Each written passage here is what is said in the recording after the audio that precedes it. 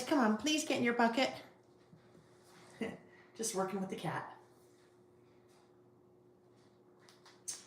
Oh, good. He listened. Well, he's almost there. Almost. I'm just waiting till I can see you guys. I'm sure you can see me. I can't see you yet. So, oh, there we go. I think Sticker Mule is the fastest and easiest way to order customs. I must have been watching something on there. Listening on there. Hello, my friends. Hello. Happy Tuesday. Happy Tuesday. I gotta get it straight. It's either Happy Wednesday or Happy Saturday or Happy Tuesday. Yeah, we've got a late night. Hopefully not a late night. I've got way too many things still to do tonight. We have a weeknight listing session. We don't do them very often, but when we do, they're fun. Usually what happens is my schedule gets in the way. We are headed out of town tomorrow, and so will not be here this coming Saturday. So what better way to make up for that than do a weeknight listing session? It's always fun because it's just different. It feels different, right? You just have to know this about me. The later it gets, I get a little bit more loopy. So, and I'm a little loopy all the time anyway. So loopy. I get a little dingy, I guess, the later it gets at night. Anyhow, it's all good. Welcome. If we haven't met before, my name is Lael Kankar. I have a business called Lael by Mail. When I'm not traveling, we're normally here, like I said, on Saturdays, doing what I like to call creative listing. So we're taking listing topics that I typically publish on my blog a couple days prior, and we are making a list, but we are having fun and we're being creative as we are making our list. We're playing with all different kinds of products. At least I am. I always say you only need two things to do what we do. You need something to write with and something to write on. Beyond that, you do you. I like to play with lots of products. I manufacture some of my own products, so it makes sense that I play with lots of things. But you get to decide what you want to play with. Something to write with, something to write on. That is as much pressure as there needs to be. Okay, that's our deal. You need nothing except for those two things. And then whatever you want to add on top of that is play. Anyhow, as we are doing our creative listing, really what we're doing is we are telling a story. And most of us are writing lists about ourselves. So we are telling our own story in a very simple, creative, and what I feel like is a very approachable way. Because we all know how to write a list, right? We grew up writing lists, spelling lists, to-do lists, Christmas lists, things that we wanted from Santa, right? So it's very approachable in that we know how to make a list. Sometimes we're afraid to actually write. We're afraid to journal or write because we feel like we have to be Ernest Hemingway. And you don't have to be that here, right? You can make a list and then it's good. So we have a lot of fun.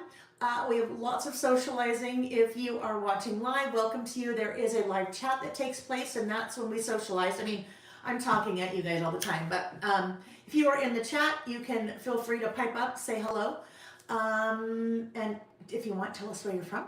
It's a very lovely, friendly group. I just have to tell you, sometimes they squirrel just like I do, get off topic, or the chat sometimes will go pretty quickly, especially when I do giveaways.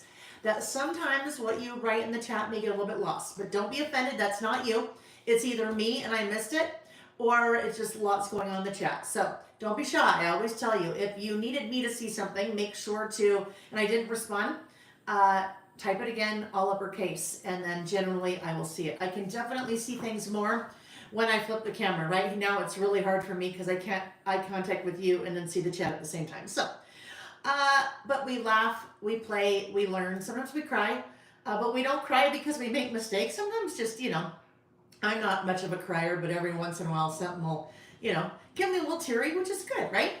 But we learn, which I think is when I look for things like this, that is a lot of what I look for. I look for fun and I look for learning opportunities where I can maybe glean one or two things and go, oh my gosh, I love that. That little tip or technique or whatever it is, I learned something, and that's what I look for. So that's what you have in store for you this evening. We do have 3 lists we'll be working on.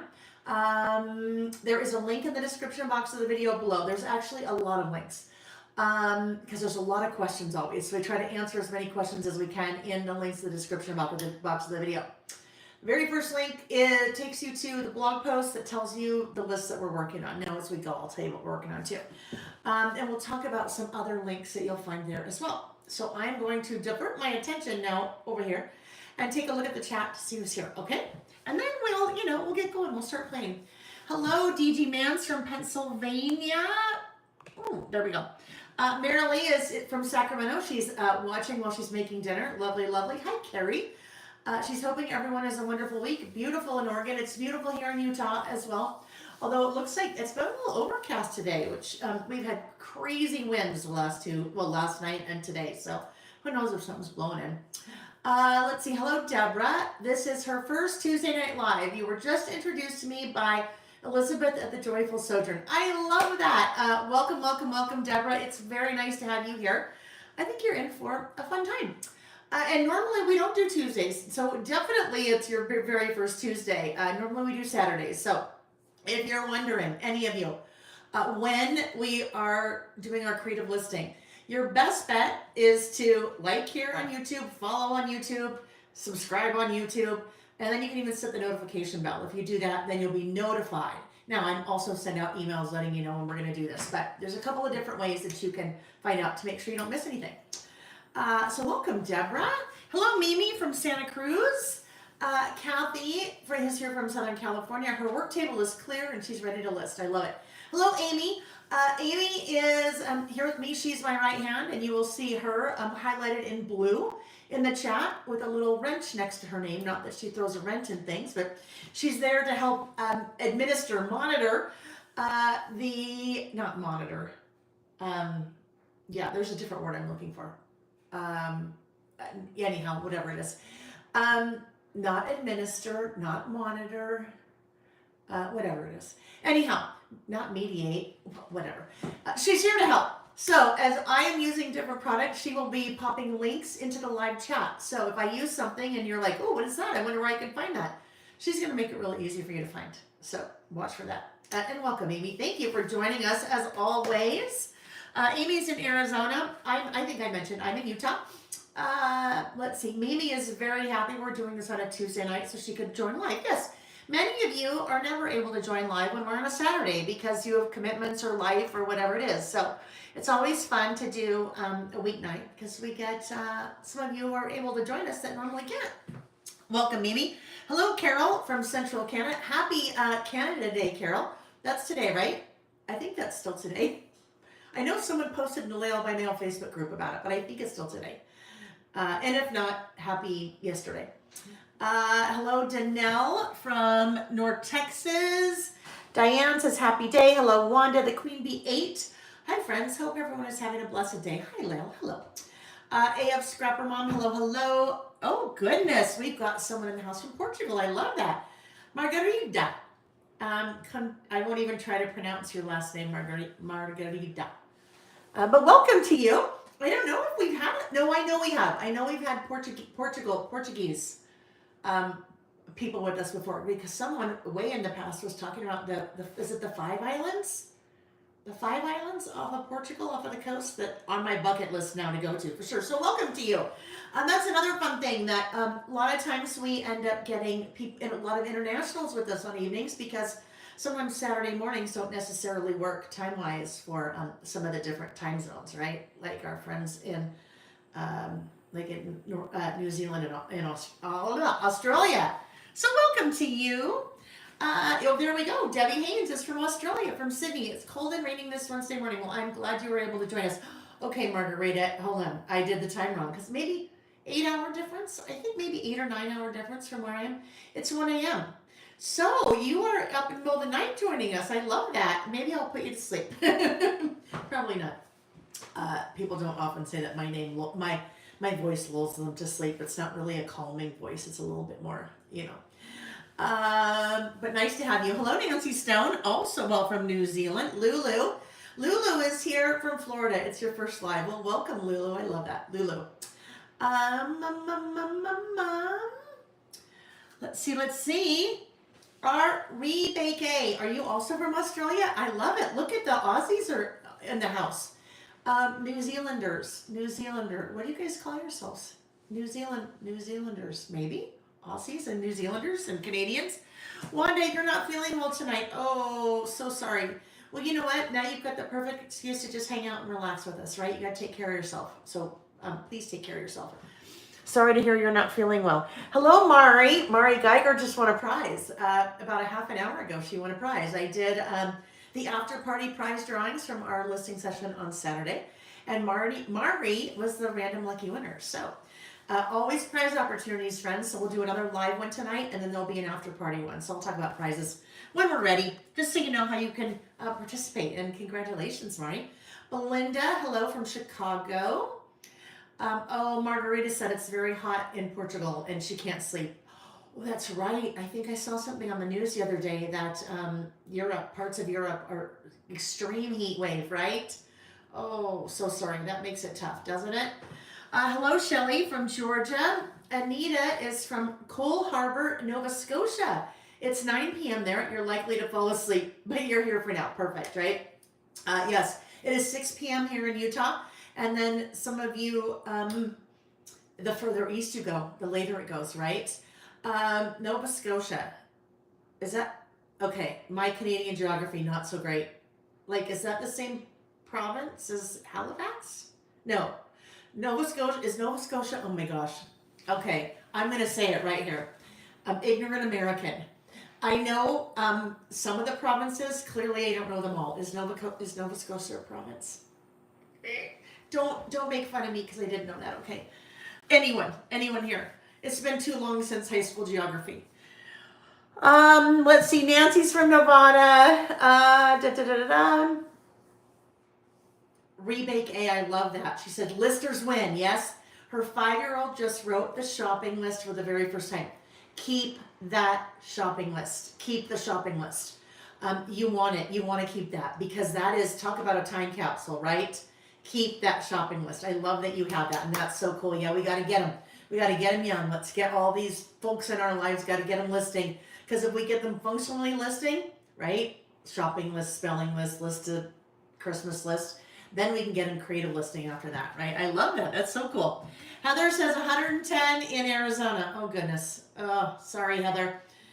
Karen, good evening. Good evening. Hello, Paula Crafts. Melting isn't the word melting, right? Jay McCrane, hello, received her Traveler's Notebook order from Lyle this week. She's going to try to craft along. Okay, I'm not a huge Star Wars fan, but someone that I worked for years ago introduced this to me, and it's always stuck in my head. If you are a Star Wars fan and you know Yoda says, do or do not, don't try, right? So I want you to say, you know what? I'm going to list tonight. I'm going to list, right? Because you are. If you try, you are, right? There is something that I put out into the YouTube verse on Sunday, and it's something that many of you have been asking for a long time, especially if you are newer to creative listing, and that is a free class, about 45 minutes, and it's fun. I promise you, all the things I do are fun, but it is a free class on how to get started creative listing. Amy, if you will pop that link in from the website, in the free classes section of the website, you guys you go on to LailByMom.com, you find that, you add it to your cart, you check out, it's free. But then you automatically get the email with the information on watching that class. So I really make it easy for you. I give you some really easy ideas on how to get started. So if you have been hanging out for a while and you've never put pen to paper when it comes to what we do listing, I really want you to watch that. I think that you will find it.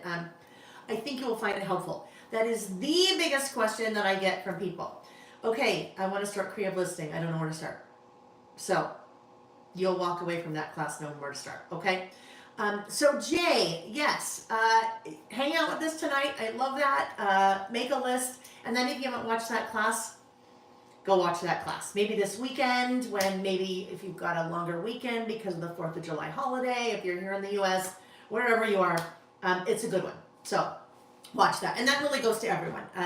Even if you've been around for a while and maybe listed with us, I think it's a good watch. I can say that.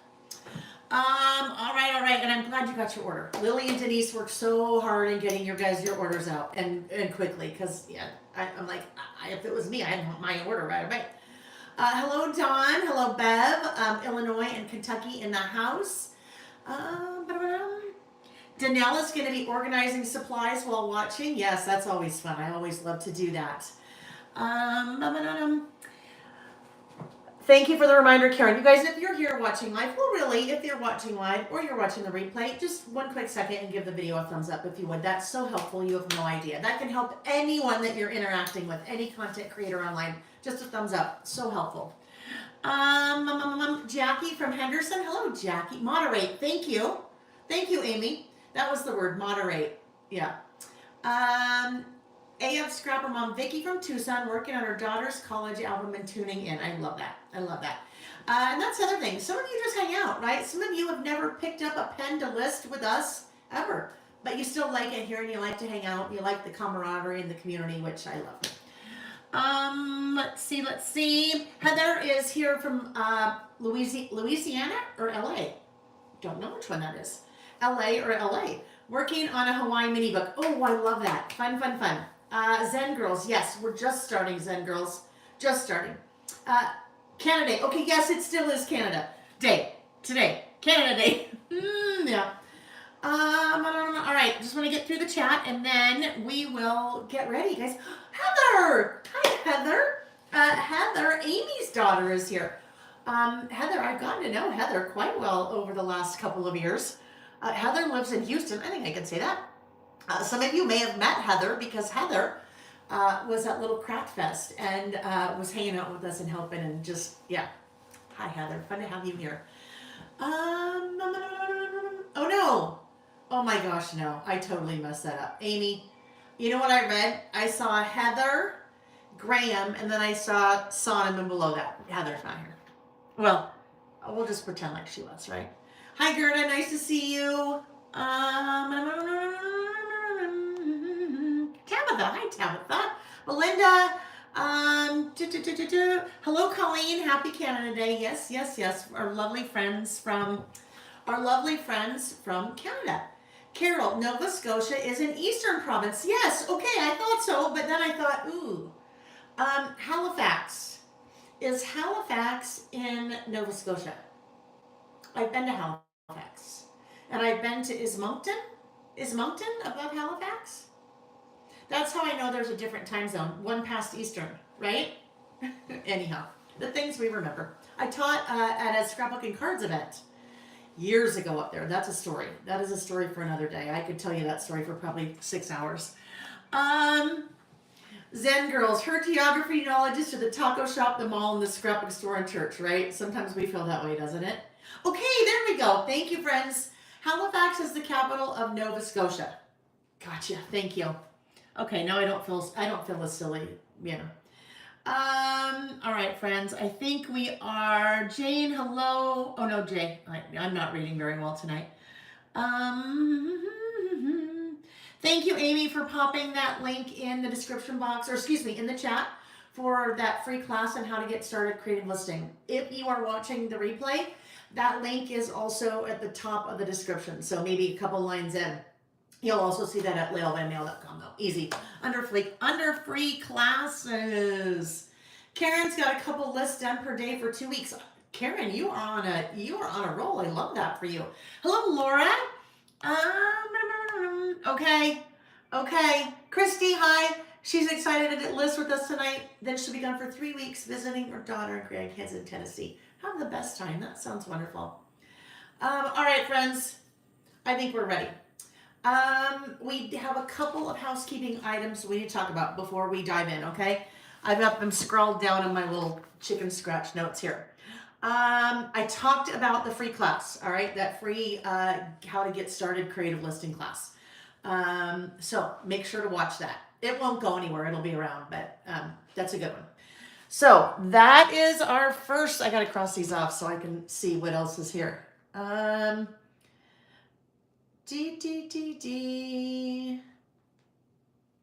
we go. It is July.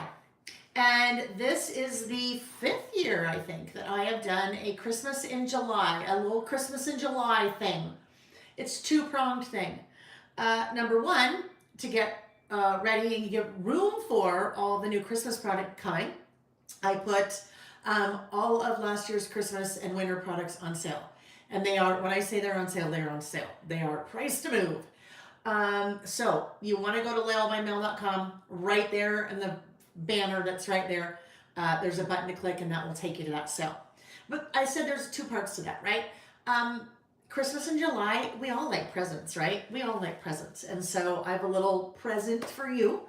There is a coupon code, and that same banner on the website talks about that coupon code, but that coupon code is 5, the number 5, Xmas, XMAS 25. And that gives you $5 off your purchase of $25 or more. And that runs through the month of July, 2025. So, and that can be whatever you spend it on, right? You don't have to buy Christmas stuff. You could buy whatever you want. When you check out, put in that coupon code, the number 5, Xmas, XMAS 25, and that just takes $5 off, of your purchase of 25 or more. Just as my little way of saying thank you, my little present to you to say thank you for supporting my small business. So, and I think that is set that you can use that as many orders as you place through the month of July. All right, so there's my little present to you, holiday present to you.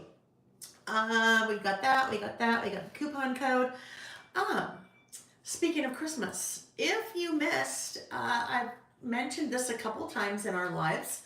I threw this up on, Instagram yesterday, and Lail by Mail Facebook page and Lail by Mail Facebook group. Yesterday morning, I did a press check for, with the printer, for my next collection, which is a Christmas collection, and it's called Dear December. If you missed that, you can go to Instagram and see it under Lail Concar. You can go to Lail by Mail Facebook page or Lail by Mail Facebook group. But starting in August, I will start really sharing sneak peeks of that. I'll probably show a few here and there during the month of July, but we'll start August in, I think it's the 26th, August 26th. I will do the pre-order for my annual December documented mini book project kit, which uses that collection, Dear December, which is super exciting. And then it will also, those products be available a la carte at that time as well. All right, so exciting. And I know it's weird to talk about like Christmas right now, but that's just kind of what happens. It's like, it'll be January and you go to Target and all the swimsuits are out. That's just kind of the way the world works, right? Don't be the one who's trying to buy Christmas or holiday product in December, because everyone has moved on, right? It really becomes hard to find those products during that time of year when you're like ready to use them. So I'll talk a lot more about that as we go along. Last thing I want to mention, and then we will dive in. Two last things. The schedule, our listing schedule for the month of July has shifted a little bit because I'm out of town this weekend and then out of town. I didn't do the new calendar on my wall yet.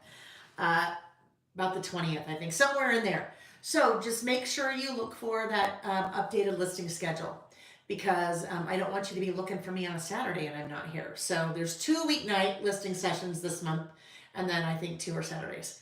But the last one, I get tons of questions when I use metal dies, and we'll be using a metal die tonight in one of our lists, about the die cut machine that I use. The die cut machine that I use is an Anna Griffin Empress Mini. There'll be an email going out on Friday with lots of information about lots of different things. But in there, I'll also talk about this. I'm going to do special orders for that machine. And so if you want more information about that machine, the Anna Griffin Empress Mini, it's the one I use all the time when I'm filming and doing my lives, shoot me an email. Go to littlebymail.com, click contact us. I'll tell you what the machine is, I'll tell you what's included in the machine, and I will tell you the price. It won't be on my website. As of now, I'm not planning on putting on my website because it's a little, it's a little bit of an investment. And I have to order so many when I am ordering wholesale from Anna Griffin, and I don't want to, be sitting on a whole lot of those machines. So if that's something you're interested in, you're like, oh yeah, I want to know more about that, or I want to know like what's in the bundle or whatever it is, shoot me an email. And watch for more information about that coming up this weekend in an email. All right, friends, I think we are ready to roll. I'm going to check the chat really quick one more time to make sure I didn't miss anything. We'll flip the cameras, turn the lights on and off, and then we'll play, okay? Hi, Carla. Nice to see you. Oh, yeah, I see some of you were talking about Little Craft Fest. Very exciting. Christmas in July. Okay, okay. Yeah, you know what, Karen? It would be fun to do a little non-listing chat. Absolutely. I can throw one of those in easy. I mean, actually, those are really easy to do because then I really don't have to prepare. I just have to, get dressed, at least from the waist up, right? Be presentable, have my hair combed, maybe some lipstick on, and then we can just chit chat. So, yeah, for sure. We'll do one of those. I think that would be fun. All right, Amy, it popped the link to that sale and the coupon code in the chat. Thank you, Amy. And an all dayer. I know it'll be a while for an all dayer. It will be a while for an all dayer.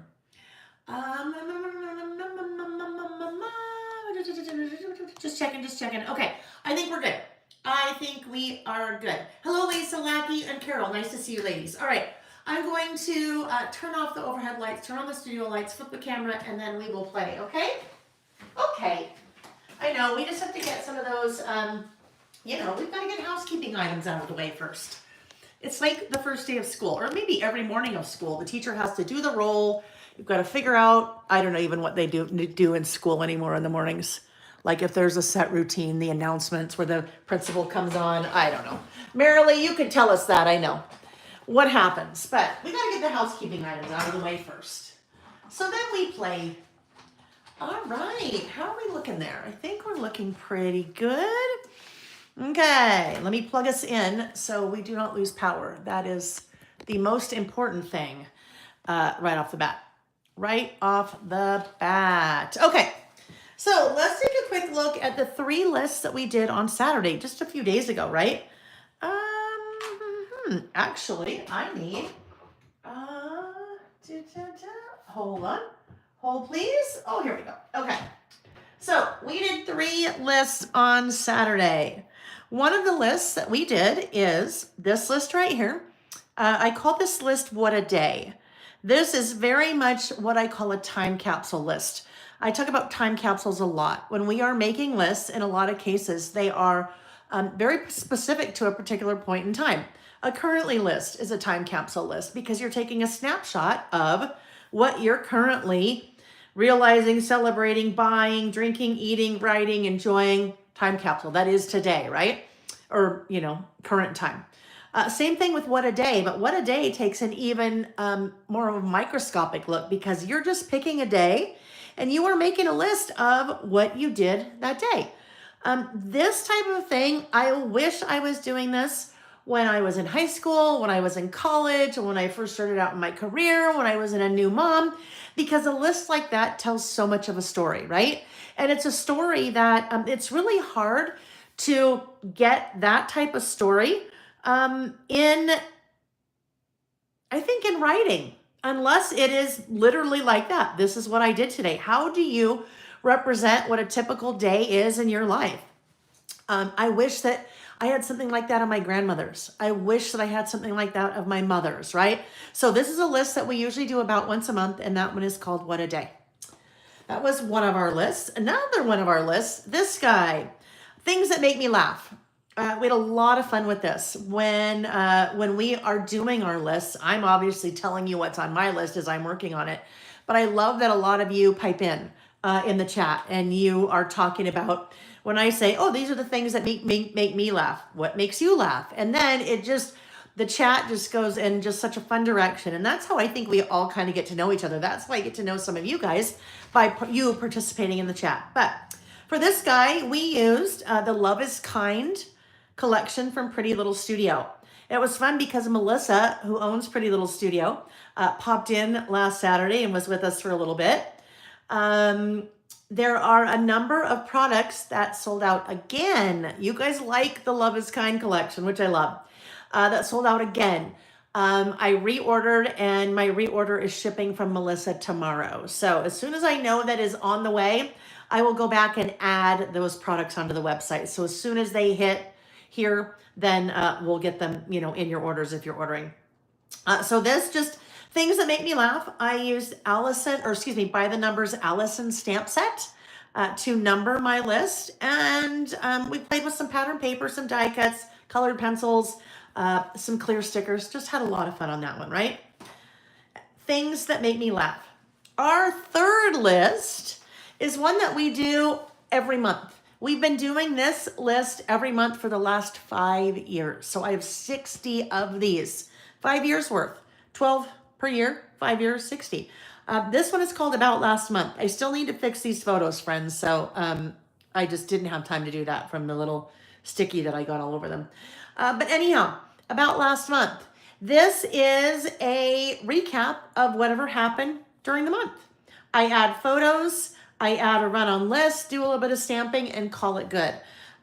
It doesn't take a lot of time, although it may seem like it takes a lot of time when I do it together, when we're doing it together, because I'm talking through the whole concept. We're stamping, we're doing a lot of different things as we're working on it. But this type of list is something that if I was just doing it without you guys here, it would probably max take me about a half an hour. So it's easy, it's approachable, and I call it guilt-free. Because if you're one of those people that feels like you're behind in your memory keeping, then that is a super easy way to be caught up. But then if you decide down the road that you want to, document more specifically one of the things that happened in the month, well, it's really easy because all you have to do is go back to that month and go, okay, what did I do? Oh yeah, I want to talk more about that. And then you can kind of expand on that. All right.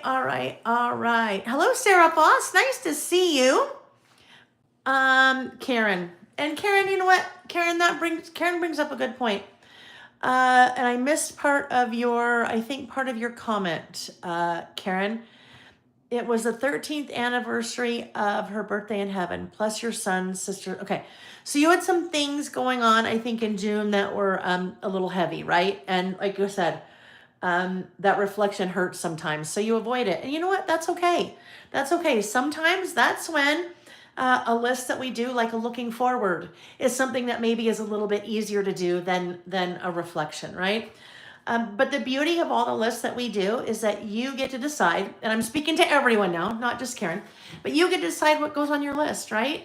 If you don't want to reflect, then you get to decide some of the things. Maybe you bought fresh flowers from Trader Joe's. That can go on your list.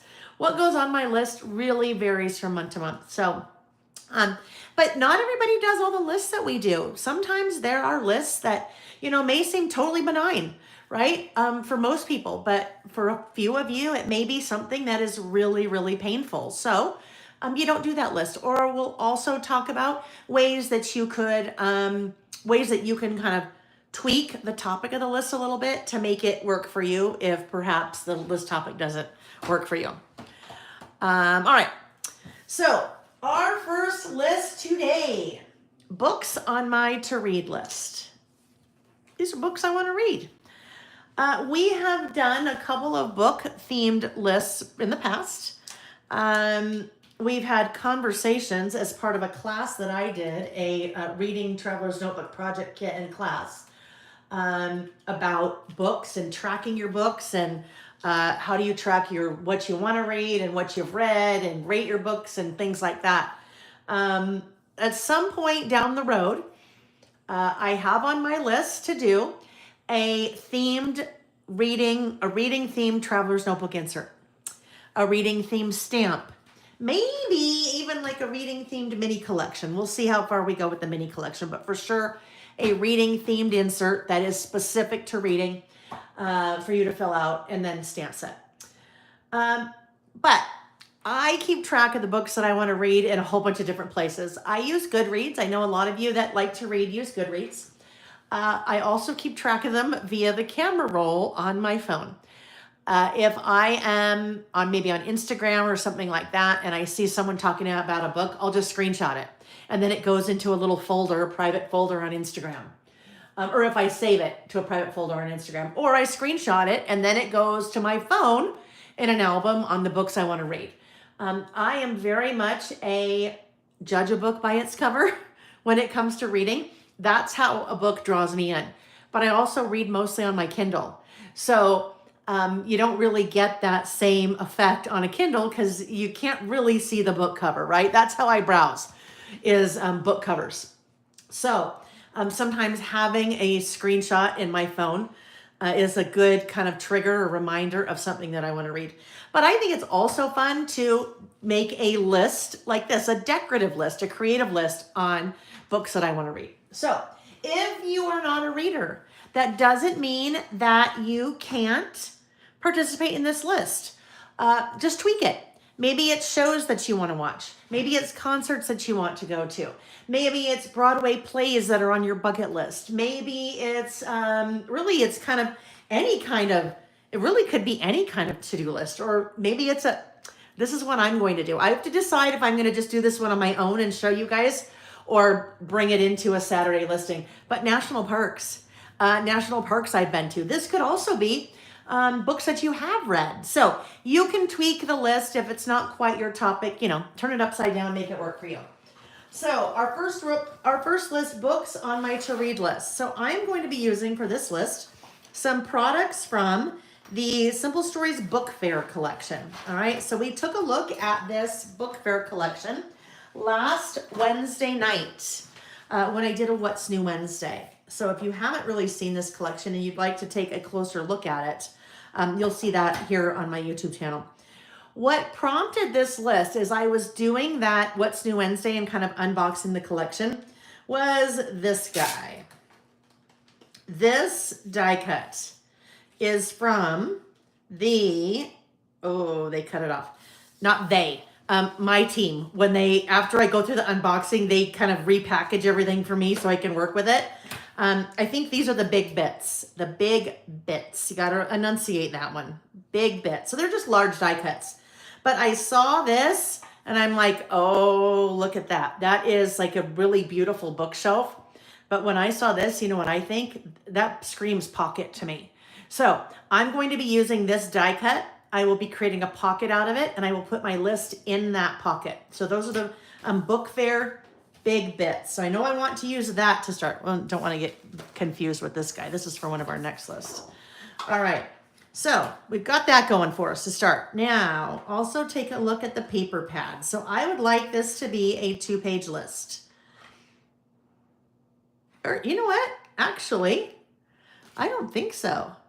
I think I actually want this. I think it's going to be a 1-page list. I think I can really simplify this. I don't think it needs to be 2 pages. No. So what I need is a background paper for my pocket to sit on. This is really fun, but that's way too booky. And I'm an avid reader and have been since I was a little kid, but that's too much books for me, right? So I won't use that guy. Oh, we know I love the yellow. Might have to be the yellow. We'll see. We'll keep going. Stars, meh. Pencils, too busy. Rulers, too busy. I like that, but that color, meh. And I don't know what I'm looking for here. And in case you're thinking, oh, Lael, just get to the point. I don't know what I'm looking for. Yeah, that kind of gets lost. Plaid's cute. You know what I think I liked? I think I liked the red. That one's fun. Nope. Okay, we're going to do this. I'm going back to this guy. I think that red plaid was really cute. Those together, right? All right, so there we go. Start with those. That will be the base. Well, start to be the base of my list. And then we'll get going and we'll do some decorating around it. All right, I need I don't need white cardstock. I need something different. Let's grab, not that. Okay, we're gonna grab one of these. All right, so the format, the base, I guess I could say, that I use for all of my lists is Traveler's Notebook, right? So this is a Traveler's Notebook insert. One of mine, my Lael by Mail inserts. This is lined. It is a standard wide.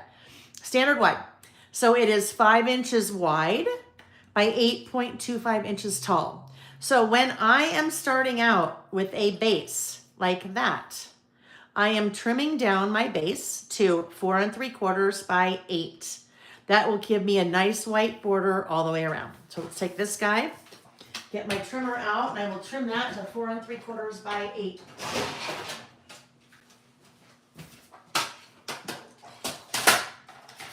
Uh, 6x8 pad. I pulled that paper from a 6x8 pad, so it makes it really easy. I have a little bit of extra left over when I cut that. And if I wanted to do a 2-page list, sometimes I could just take that piece, and that is a really nice kind of segue from one side to the other. Or I could put it over here, another segue, and I could even do that, take the back side. So those little pieces that you're cutting off of a 6x8, I usually like to hang on to those. Alrighty, so that is the base of my list. Let's go ahead. I'm going to round the outside corners. My inserts have rounded corners. So I like my base paper to have a rounded corner, so it just kind of follows that same aesthetic.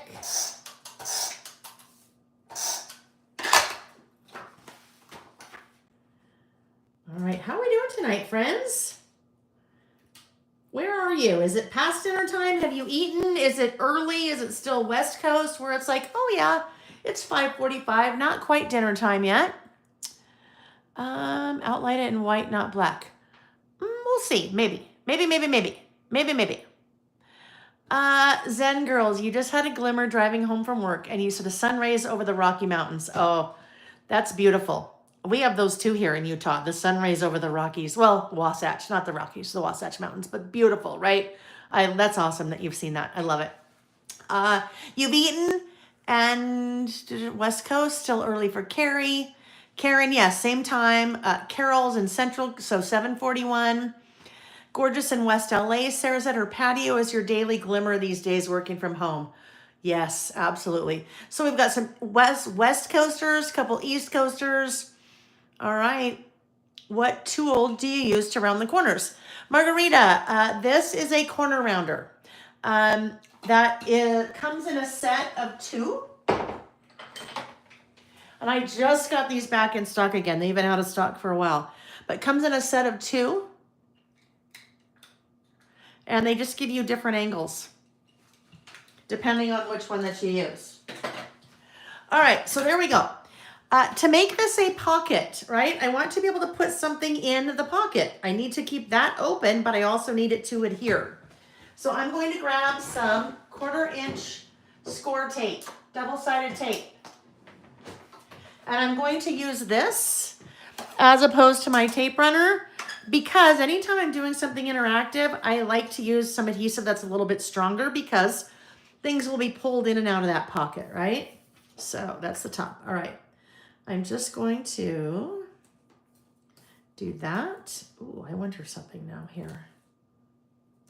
That. And that. I think I'll still be okay with what I want to do. Okay. So there we go.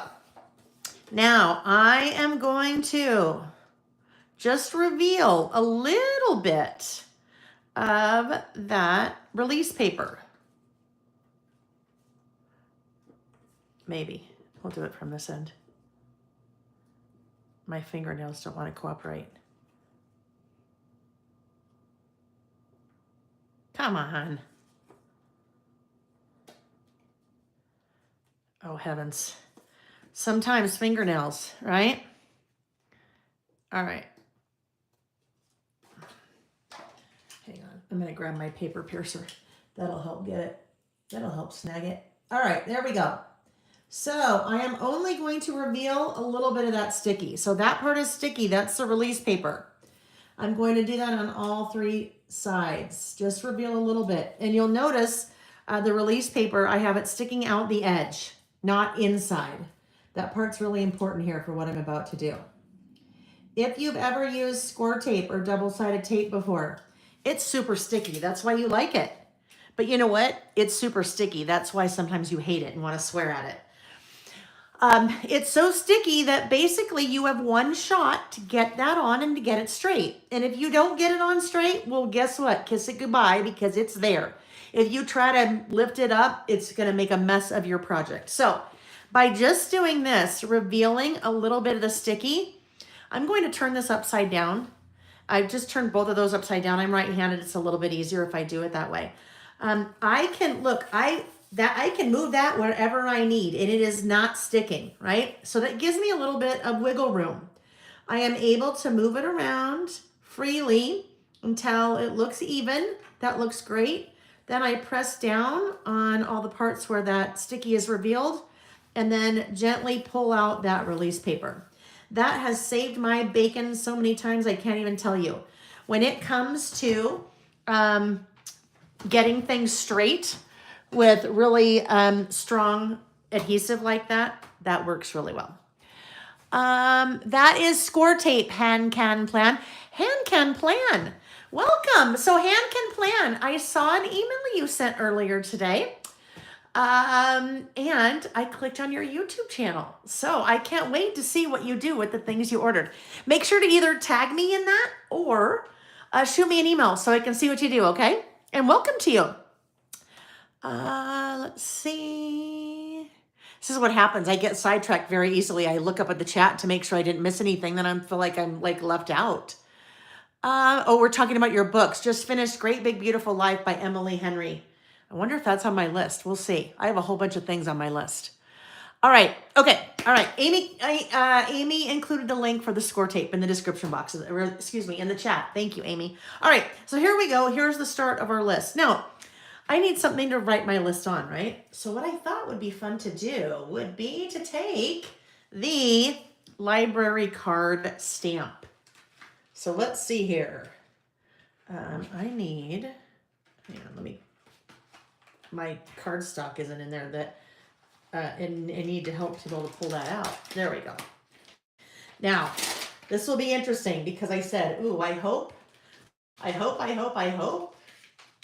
Do we have enough room there? Oh yeah, it'll be tight, but we're good. All right. So I have my library card stamp. This is one of the OG stamps. You can tell it's very used. It's very well loved and used. One of the originals. So I am going to stamp the library card on this guy. That is my 6x8 white grid. So let's see what color ink we want to use. I'm thinking maybe we might do a replay of one that I used. I don't know. No, you know what? I bet that's not gonna work. Yeah, I bet we need peacock. Can't remember the first part of peacock. Let's see. Looking for that. Peacock feathers. There we go. That goes very well. I think we'll go with peacock feathers. I was thinking salty ocean, but no. And you know what, you guys, that salty ocean ink that I used on Saturday, I had no idea that I haven't carried that in the store before, so that's on order. Because that's a good one. All right, what am I looking for again? Peacock feathers. Oh, there we go.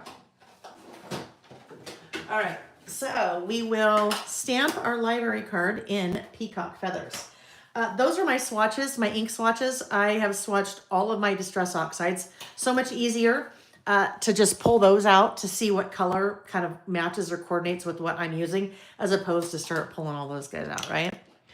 Okay, so there really is no direction to this pattern. So instead of going this way, I'm going to go this way and maximize that piece. Now, the back of this stamp, because it's such a large surface area, and this is a very well used and loved stamp. I noticed when I pulled it off the sheet, it was kind of had lint on it. It wasn't very sticky, all right? So over time, your stamps, especially I find if they have a large surface area, will start to get just life on them, right? A little bit of dust or lint from your craft area, and you need to kind of re-stickify it. That is a word, re-stickify. And the way that I re-stickify it is just by that. I just put a little bit of water on it and cleaned off that excess lint, dust, whatever was on there. Now, where did my giant stamping block go? Because I had it out earlier. Okay. I'm headed out of town tomorrow, so I also have, that's not it, is it? I think that'll work. I have a larger one. I don't know where it went though. Anyhow, headed out of town tomorrow, so I have some of my supplies in a couple different spots. All right, we'll try it. That generally, I always say, right size your stamping block to your stamp. But then I also say make sure your stamping block's big enough. You don't want it to be too small. because I don't know where my giant one is. This is hanging off the edge just a little bit, but I think we'll be okay.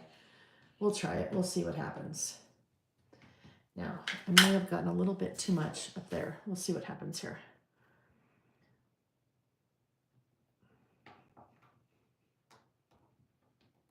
Okay.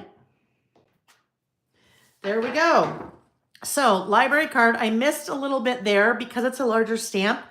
With your larger stamps, you want to make sure to apply even pressure all over the stamp so you don't have something like that happens, but that's okay, right? That's okay. So put that away. We want to clean this off very quickly. It's always a good idea to clean your stamps right away because, number one, you don't want to accidentally put your hand in that as you're working, or accidentally set your project or one of your tools or supplies on top of it, right? And turn it peacock feathers. But also, while it's still damp, it's much easier to clean. Much easier to get the ink off, especially when you're working with black.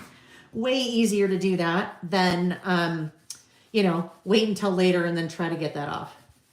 So I just cleaned that with a stamp chamois and then dried it with a microfiber cloth. Now the drying part isn't as important because I'm only doing one of these and I'm not applying a different color ink. If I was applying a different color ink in there, I would for sure want to really clean it well and dry it off really well before going to the next color ink, especially depending on the type of inks that you're using. Distress inks, or excuse me, distress oxides or water reactive. So if there's any moisture on your stamp and you are, if there's moisture on your stamp, I'm gonna close my windows here. If there's moisture on your stamp and you are inking, then your ink can react with the water and it may do something that you don't necessarily intend for it to do. If you want something really cool mixed media-y, then it's kind of a fun little surprise. Otherwise, you're like, oh, I wasn't really expecting that. All right, so I am going to now take the library card die. Library card and library card die. Library card still is one of my most popular stamps after all this time. It's one of the OGs. And stamps like that, well, I very rarely retire stamps if they're things that, we continue to use, kind of evergreen. But the die, the coordinating metal die, is something that's a little bit newer. So what I've done, I have brought out the die cut machine that I use when I'm traveling and when I'm filming. And that one is that one I was talking about earlier. That is the Anna Griffin Empress Mini. It is electric. So basically you turn on the power and it does the work for you. This was what I was talking about doing a special pre-order for, or special order for. So this is the one that I always use. And if you want more information about that, or if you've been kind of had that on your wish list, shoot me an email, lailbymail@gmail.com, or go to lailbymail.com and click contact us. And then I'll kind of explain the order process and so forth. Because I'm not planning on carrying these on my website, just kind of doing a special order every once in a while. Okay, so what I'm going to do, I'm going to make a sandwich. I always like to joke, we're going to take ourselves back to, at least for me, like second or third grade, and I'm making myself a bologna sandwich. I haven't had a bologna sandwich probably since then, but we start with the bread, right? And for me back then, the bread was white Wonder Bread, right? Super unhealthy white Wonder Bread, but oh, it was good, right? So my bottom plate is the Wonder Bread, okay? Next up, I have the bologna. The bologna is my mat with the Anna Griffin Empress Mini. It is a magnetic mat, all right? Now, this is kind of tomato or tomato. Some people will cut into their mat. Some people will cut into their plate. There's no right or wrong. There's my plate, my bread. No right or wrong way to do it. Eventually you have to replace your mat, your plates, and so forth. For me, I'm probably lazy, so I just cut into that. So bottom plate is my Wonder Bread. My mat is now my bologna, okay? Then we have this guy. This is what I want to cut out. This is my slice of Kraft single cheese, all right? So that is going on next. my craft singles. This guy is the metal die. It is what is going to cut that out for me. So I just place that because it's magnetic. It's going to want to stick for me, which is what I want it to do. I want it to stick in place. And move that around till it looks pretty good. That looks pretty good. And then I'm going to put on, oh, my metal die in this case, I don't know, let's call it the lettuce, even though I didn't have lettuce on my Wonder Bread bologna sandwich back then. Now this is our top plate. If I was really making a sandwich, this is my second slice of Wonder Bread, but you know, I'd have to put Miracle Whip all over that. I can't stand Miracle Whip now, but back then, oh, that made the bologna sandwich. You got to put the Miracle Whip on it. So there's my sandwich, right? There is my die sandwich. I am going to, hang on, did that? I think it moved a little bit on me as I'm talking with my hands. All right. I am going to now turn on my machine and I am going to plug that through in my little space here. Whoops, power. Click run, and it's going to take that sandwich and it has rolled it through some really sturdy rollers in there. So the rollers are grabbing a hold of that, putting the pressure on that plate or that sandwich, and that is what's cutting that out for us, all right? So there we go. I didn't quite get it exact. It's pretty close though, all right? So there is my die cut library card using that metal die. Now, usually what I'm doing when I am working with that library card metal die is I am actually also creating a pocket out of the library pocket die. I'm not doing that today, but just know there's a library pocket die that you can purchase to make your own library pockets. That's really fun too. But I've got my book pocket, so I don't need that. All right, let's put this guy away though. All right, I store my stamps in the stamp storage sleeves. That's what this is. It's one of my 4x6 stamp storage sleeves. But because the die also goes with that, I have combined that with the die storage, which is a, oh golly, magnetic. That's a 4x6 magnet sheet that is going in that stamp storage sleeve, and that holds that die in there. So I've got my die and my stamp all together. So when I'm ready to use those, I know where they are. Okay, so now that little guy is going to slide right in there. We are going to want something else. I think we're going to want a couple of other things just to decorate that little pocket a little bit to slide in there as well. That I might just, we'll see. I might just tuck that little guy in there. That is also from those big bits. Just add a little bit more kind of things behind there. And these probably would never move.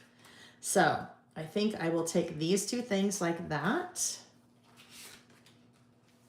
And they'll just be kind of nice and decorative in that pocket. Go like that. Kind of be another little background for me. Like so. And then my list will be right in there. We'll kind of just get those to sit how we'd like them to go. Oh yeah, I think we're better off that way. All right, now, as I was doing that, I got a little bit of, that's backwards, little bit of adhesive here that I've got to pull off. I was a little bit too overzealous with my adhesive. We don't want that to sit on there, because if that sits on there, it will eventually snag my library card. Okay, there we go. Almost. Ugh. Now I've made a big mess. I should just leave it alone until later, huh? All right, there we go. So now for my list, I need a title. This is, my list is books that I want to read. Books on my to read list, right? Books on my to read list. So I think as we look at that, books on my to read, Really, the thing I want to emphasize is probably to read. So, or maybe just read. I think we will play with Murphy Alpha, and I will write the rest of my title. So Murphy Alpha is a 5x7 stamp set. Again, that's 5x7 stamp storage sleeve. Literally every single stamp I own, my Mail by Mail stamps and any other stamps that I own, this is how I store them all in the stamp storage sleeves. Okay, so I think I will say to read on this.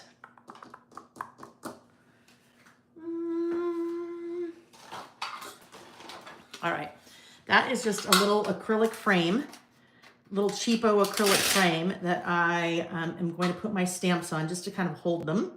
So we need a T and an O and an R and an E and an A and a D. Now, I really have to be careful with the A based on past experience. Because last time I did it, I stamped the A backwards. And then I just left it because you know what? That's what we do. We don't start over, we just embrace it. This is a list that I used the Murphy Alpha. See my little A? That's supposed to say craft. And I just stamped it backwards. So you embrace it, and I wrote oops right in there. But that kind of gives you an idea what that font looks like. Now what's fun about the Murphy stamp set is that you have the positives, so the solids, and then the negatives or the outlines. So you can use those independently of one another, or you can use them together like I did in that little craft fest. The size of the library pocket it makes. So I believe, Karen, that it is, I think it tells you that on the website, maybe? I don't recall offhand. But I can find out. I mean, I can measure it later. All right, so now what I'm going to do, I am going to, let's look. I don't think I want to use, I would like to use a different color. Instead of peacock feathers, because I've already used peacock feathers, right? What if we use, I don't know, red might be a little bit much. Let's see. Let's just look. Let's look. TBR, to be red. Fired brick. Lumberjack plaid. There's a little bit too much blue in that. Festive berries. Ooh, crackling campfire, a little too orange. Barn door. I think barn door it is. Now, I always feel like if I stamp something in red that it's like screaming. So we'll see. Barn door. Well, this will be the second time I used red. We used a red last week too. All right, so now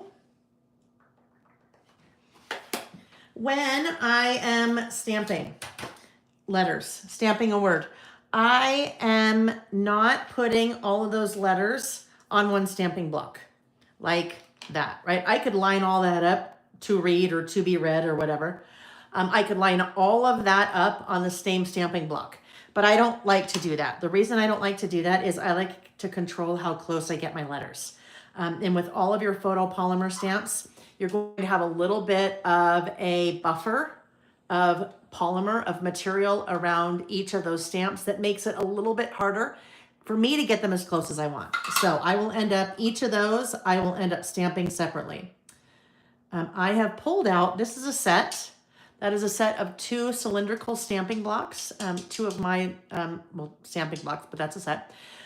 You'll notice that is pretty close to the size of the stamp.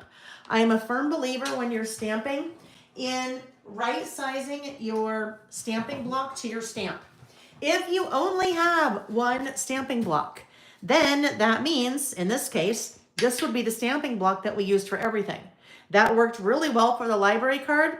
It will work for something that tiny, but really that is way too big. And so I'm kind of trying to work with something that's much bigger than my stamp, and it becomes, in my opinion, a little bit more difficult to stamp. So if you are maybe just getting into stamping, I think that is one of the biggest things, at least I found for me, that's helpful, is to right size your stamping block to your stamp.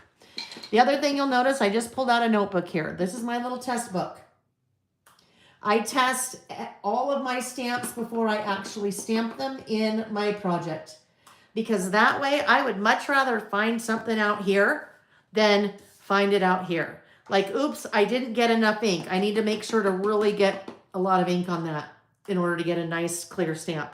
I want to make sure there's no little lint or hair on my stamp that's preventing the ink from adhering. If I'm spelling a word all in one stamp block, I want to make sure I've spelled it right. I want to make, I can find out a lot of things by testing before actually doing it in my project. So before I do that though, really quickly, I need to figure out, let's see, to read.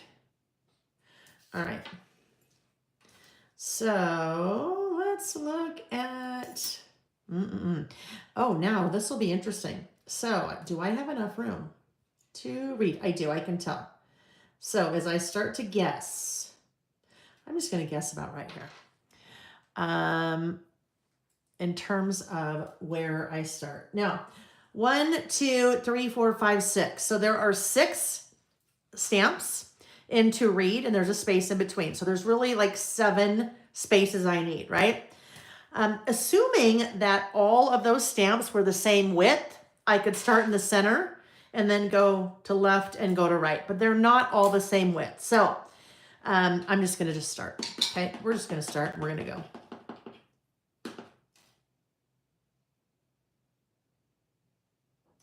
T.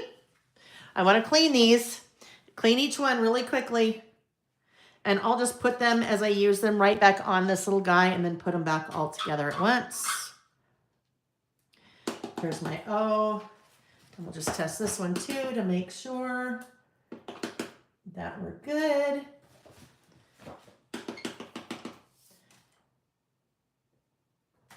Two, kind of a fun, whimsical little alphabet there. So alphas, pretty much, well, if you're not handwriting, you have 2 options, right? Well, I guess you have more. It could be chipboard or stamp or sticker. But let's just say we have 2 options. We have stamps and stickers. Letter stickers. Letter stickers are definitely much faster, right? Definitely much faster. And letter stickers are less expensive. Kind of, but not really. If you buy 1 sheet of letter stickers, yes, they will be far less expensive than stamps. That's just the way that it is, right? Different materials. But once you use all your E's on a sticker sheet, you're kind of SOL if you need to spell a word with an E, right? Unless you Frankenstein a sticker by like taking a C and then a Z and then trying to piece them together to make whatever you need, right? But so once you're out of a letter, you're out of a letter. With your stamps, you never run out of a letter. You always have all the letters that you need. The other thing too is when you're buying stamps, you're buying a lot of different colors, probably, right? I mean, not stamps, golly. When you're buying alpha stickers, you are buying a lot of different colors because you want to have variety. All right, now I've got to think about this. A. Is that? No, that's an A. R-E. I don't write my A's that way. R-E. Please don't laugh at me. I guess it is that way, right? It is. Golly jeepers, Lil. And you know what's going to happen? I didn't go far enough, did I? That's an A. I didn't go far enough. Ooh. All right. So, guess what? I didn't go far enough. Now, I don't have to start all the way over. And this is when we talk about when we learn. This is what I do when I do something like this and I go, oh shoot, I needed to start way over here. I am not going to start again by stamping a new library card and die cutting the card and then stamping again. What I am going to do is cut a little piece of this same paper to here and to here. And I will stamp on this and then adhere it right over that. That's way easier than starting all over, right? And you guys will never know. Well, you'll know because you were here with me. But anyone that wasn't here, if they saw this in the idea book next year, they wouldn't have a clue that I did that. And it wouldn't be because we edited it. I mean, it wouldn't be because we used Photoshop to fix it, right? No. So when you do something like that, and really usually what happens is it's usually I maybe spell a word wrong or put my A backwards, or maybe it's that I dropped my ink pad on something, or I smudged it. This is a really easy way to fix something like that, right? Just take another piece and put it right over it. Look, you don't even know that happened, right? All right, so now we are going to very quickly do that again. What I would have done, and I was speeding that up a little bit, what I normally would have done would be to lay those out and make sure that I had enough room, so I really knew where to start. Or I could just say, I wanted to show you what to do when you make a mistake. Learning opportunity, right? But not really. I mean, that is a learning opportunity, but that's not why I did it.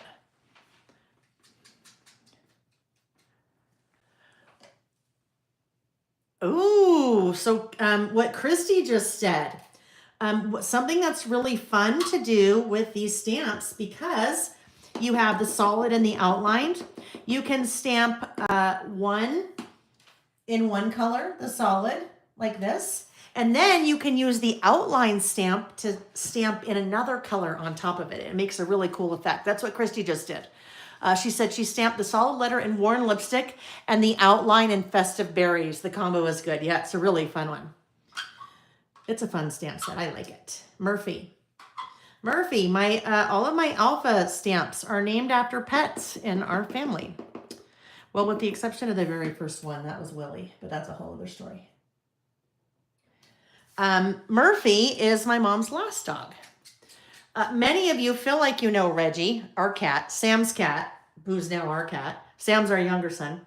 But the Reggie Alpha, there's a series of Reggie Alphas. There's a Reggie solid, there's Reggie outline, and there's Reggie lowercase large.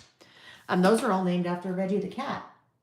And with those stamps on the website, you see Reggie. There's a picture of Reggie just because, you know, it's kind of fun. Restamp. So Karen, I could have absolutely restamped on the back of the same card. These 6x8 papers are not double-sided. Well, they're double-sided, but it's white on the back side. The 12x12 versions of that paper are, you know, they have the same pattern on the back, but the 6x8s don't. All right. READ. Was that your previous note, Karen? I'm not sure if that was your previous note. That acrylic stand. Yes, that is something that Tabitha, one of you guys, shared a while back. I have something similar to that I use if I'm working with a number of metal dies. It's a magnet sheet. And I had said one day, oh my gosh, I need a stand like this for my stamps. And Tabitha said, oh, I use a cheap little acrylic frame from the dollar store. And I thought, oh my goodness, that's such a great idea. Okay, I just thought of what the giveaway is for tonight. Let's talk about the giveaway so you know how those work. I'm going to start the giveaway right now. The giveaway for tonight, there are two. There is one live prize. And if you haven't participated live before and you're not sure how this works, the live prize is given away in the chat. So I will have you guys chat away for a bit in the chat. The live prize will be the Murphy Alpha stamp set and one of these little acrylic frames because I happen to buy more than one. All right, so chat away. I'll get these guys put away since I am done using them. And then I will draw the prize. Now, for those of you that are watching the replay, or really for those of you that are watching live and you don't win the live prize, you also have another chance to win the after party prize. After party prize, the way those work, that happens in the comments on the video once the video is over. All right, so anyone can participate in that. You don't have to be live to watch or to participate. You don't have to be watching live. And on that, I'll just have you leave a comment for that second prize. In that comment, let's have you tell me in the comment, what's on your to-read list? Or maybe you're not a reader. What's on your to watch list? And maybe you don't watch TV. Then what's on your to listen to list? Podcasts. And if you don't do any of that, just tell me what's on your to-do list, all right? All right, so let me just add my little title. Rest of it.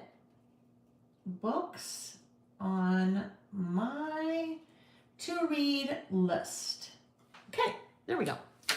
And that guy will end up in this little pocket.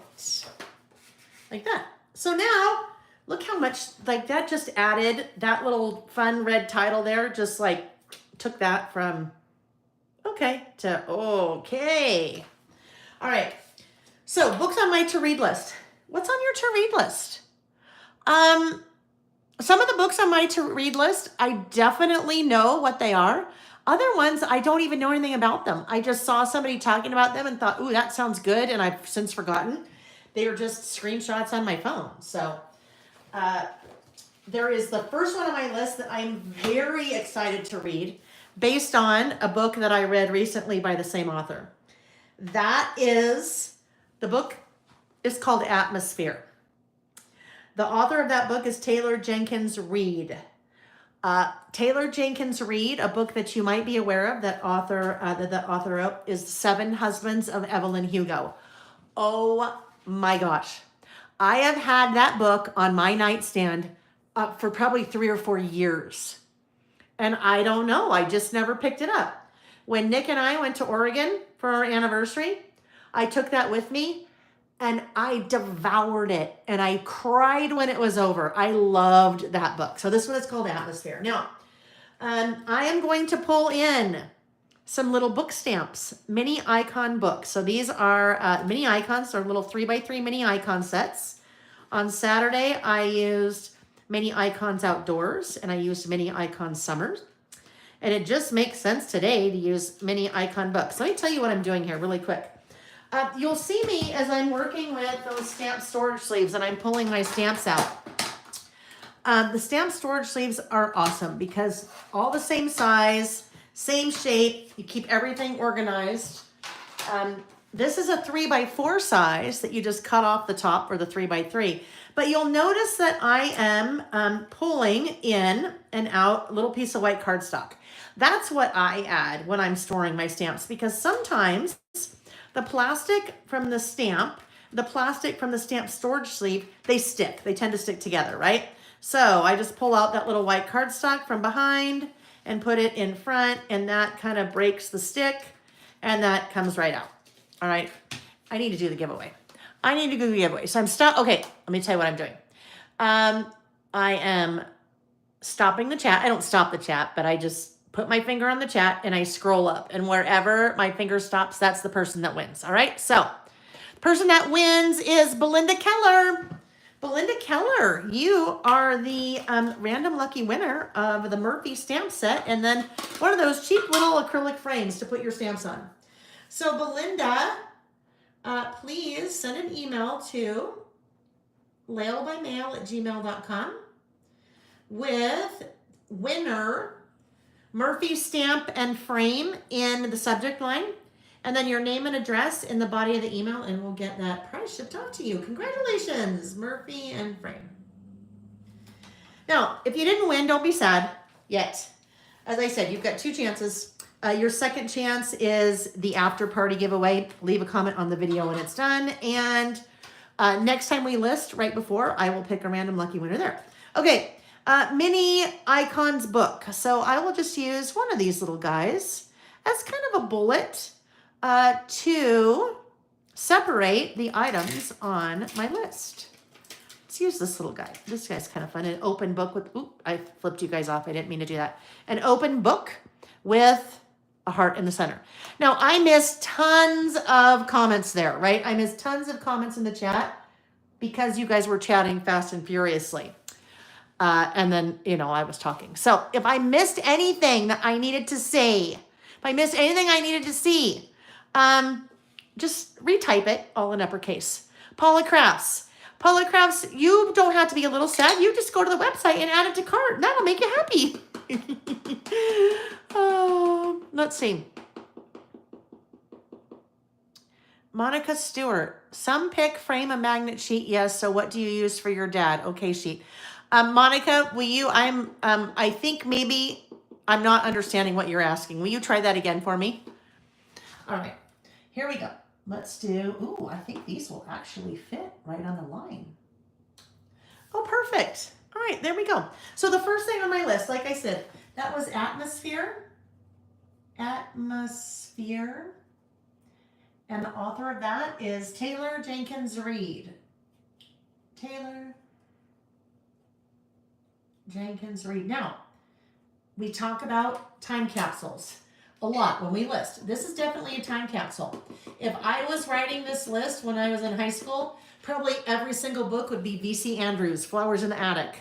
Flowers in the Attic. The next 5 years, Flowers in the Attic. I don't remember all the names, but right? Flowers in the Attic. Do you guys remember that series? That creepy series? So, what's on your to-read list now is very different from on your to-read list from way back when.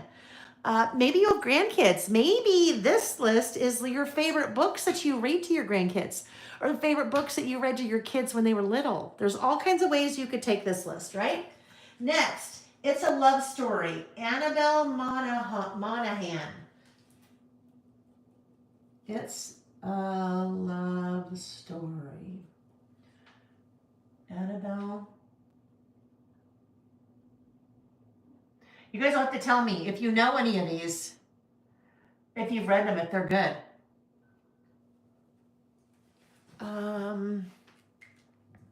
Lulu said she needs to go to my site and make a wish list. Lulu, there's a wish list functionality on the website, which is awesome. Any product on the website, you can add a little heart, and that will put it on your wish list. And you can, if you do that while you're logged in, then anytime you click on the little heart up at the top of the page, next to your kind of little account button, I guess, it'll bring up your wish list. Even the best part about that is you can email that wish list to someone.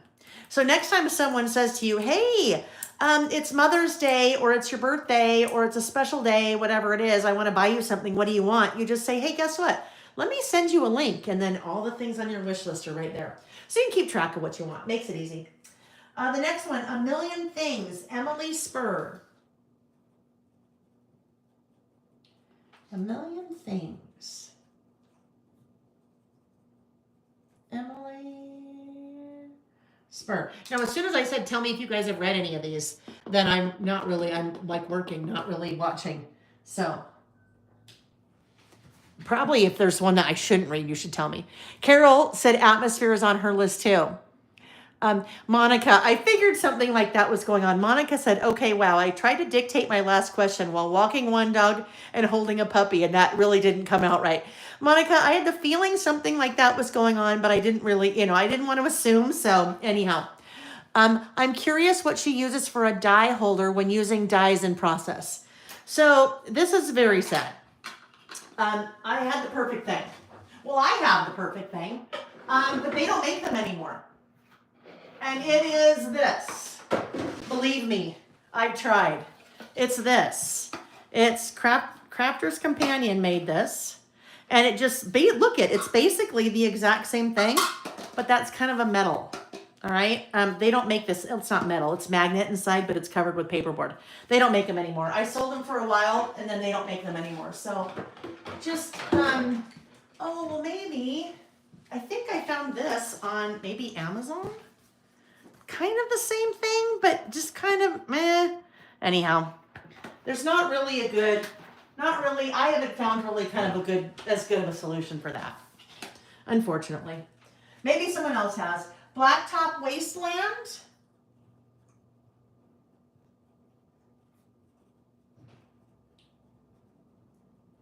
That is S.A. Cosby.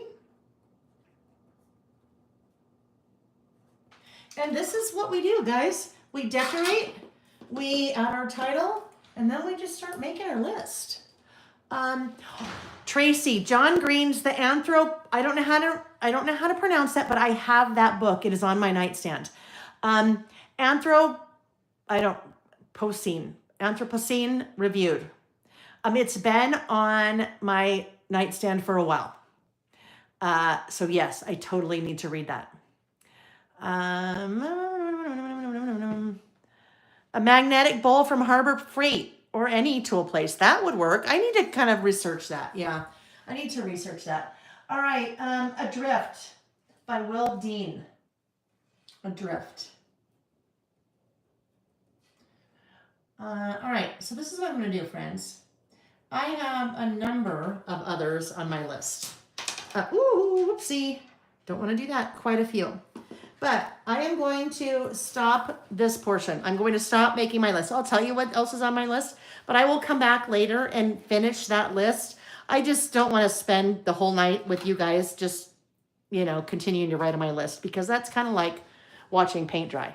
Is that the first list or the second list? Shush up, you. Shush up. Did you hear who that was? Yeah, but it's an hour and a half in, and there's a time limit on you tonight. There's no time limit. I told you, you were supposed to get Harvey for me on Sunday or Monday. Yeah. Well. And you didn't. Just continual husband and wifery in the Concord household. If you were with me on Saturday, you would. That was quite amusing. It's okay, honey. You don't have to help me get ready for our vacation for the weekend. I'll get everything ready so you can just be my passenger princess all the way there. The passenger princess. Yep. He's a comedian. We both actually have very similar sense of humor. So just know that's just.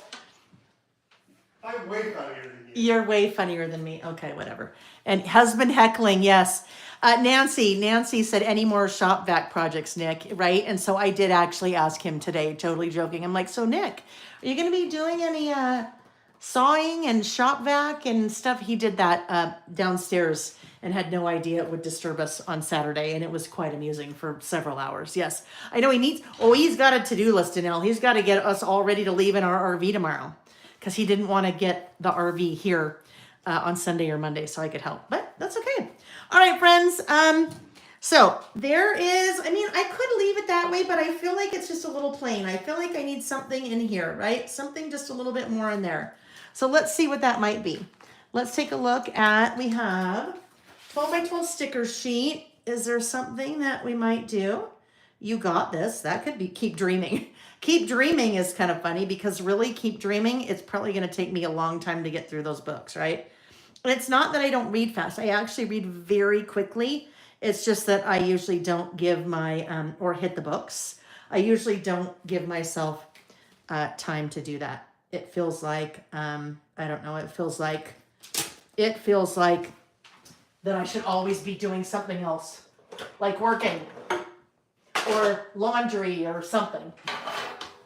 But when we travel, that's when I get a ton of reading done. All right, these are the bits and pieces. I was thinking maybe, let's look in here. There were a couple things that I saw. So this is book fair, right? It's definitely a book. It's definitely has a school slant to it, right? But what if these guys, the journal bits? I'm gonna grab just another little tray here so I can look at this. I feel like if I have something, because this is a lot of books, if I have something that I can, like maybe a journal element or something here that I could, that really doesn't work. Ooh, this guy could be fun there. Oh, okay. I like it. I like that. So that's like a little composition book thing, right? Let's do that. Let's do that. And, ooh, we have that. No, I like the red. The red's more subtle. Okay, so we pulled that from the journal bits. Get those off to the side. And we will use that, but now we need something a little on there to kind of just give it a little bit of, so it's not so plain, right? No, we don't need more books, Lil. We have plenty of books already. School rules. That's my favorite one, the little video cart. Book Smart. I actually like this one. I think Book Smart could be fun there, but I'm not going to do that one because it totally covers it, but I still need something to go on there, right?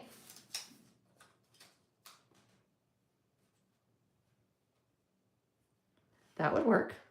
Kind of see that. Let's go back to the journal bits really quickly and see if, oh, I put those on the ground. If there's a piece here.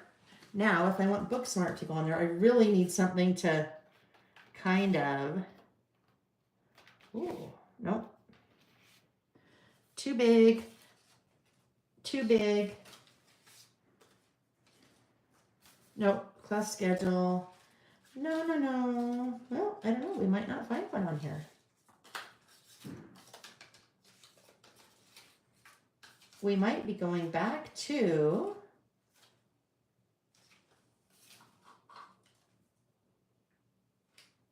maybe that. Maybe we'll go to that. Way to go. And then let's look and see if there's something over here that would work. I love school. First day of school, rules, last day, the right stuff, take chances, way to go, back to school. What a great day. Dream big. Book fair, never stop learning. Hit the books. Hit the books. You've got this.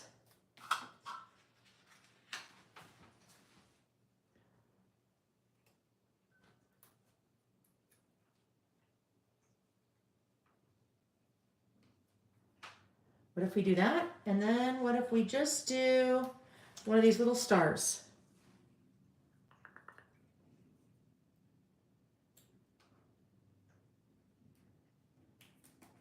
Like that. I think that works.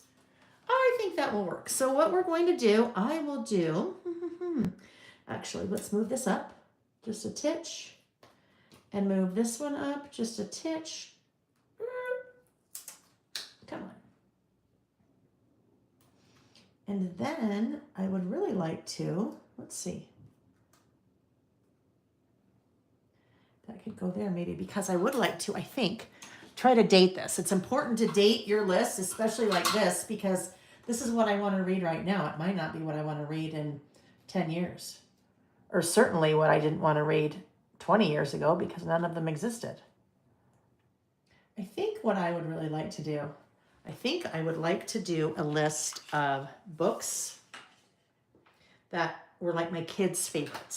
So books that I used to love to read to them or that they used to love to have read to them when they were little. You know, like Goodnight Moon and If You Give a Mouse a Cookie and whoopsie. Okay, let me just clean that off a little bit. I even test my date stamp, right? Because you never know when the year rolls on you or something, right? We don't want to roll a year. All right. Take that. And we're going to put this right here. There we go. July 1st, 2025. Okay. There is my first list. Books on my to-read list. And like I said, I will finish that up. I will finish that up later. So I'll just, need to go write the rest of my books. Just so the other books on my list, Far and Away by Amy Popel, The Road to Tender Hearts, Annie Hartnett, Great Big Beautiful Life, Emily Henry, Beautiful Ugly, Alice Feeney, Wild Dark Shore, Charlotte McConaughey. And now it's getting hard to read my writing. Anyhow, those are the books on my to-read list. Okay, let's just kind of get these things off to the side. And we'll move on to our next list. You guys would be so proud of me. I thought ahead of time to make sure to turn off the Bluetooth. We've learned the hard way that if Nick pulls in the driveway with Harvey, our RV, the Bluetooth in Harvey connects to my phone. And then you guys can't hear me, but you can hear everything that's happening in the RV. Because, yeah. All right. So there's our first list. Our next list is also a single page list. And so to some of you, I'm going to commit the ultimate, no here. But to others of you, oh no, wait. No. I have three. I think I have three. I have three lists tonight. 2 or 3 are single page, which I don't do single pages often. What I have to decide is, yep, I'm still going to do it. Over here, our next list is Simple Joys of Summer.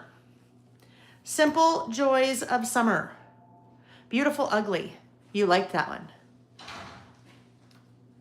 Julie said, what a great idea. I was just talking about my favorite books we read over and over again, like with little kids.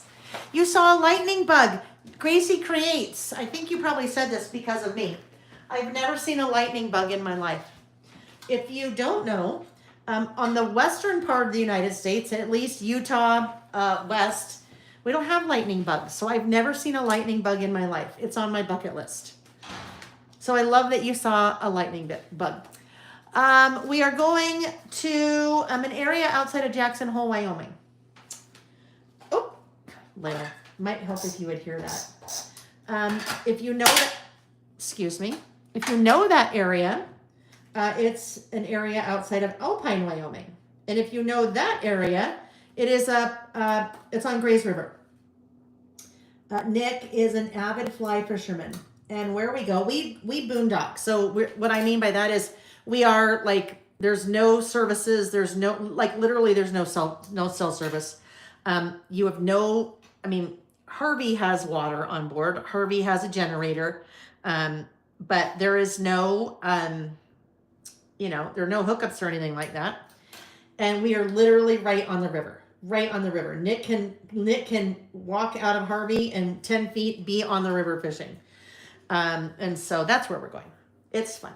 And when he fishes, then I take all my Traveler's Notebook stuff and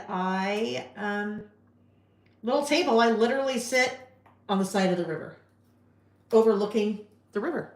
And it's beautiful and it's peaceful and yeah. So that's what we're doing.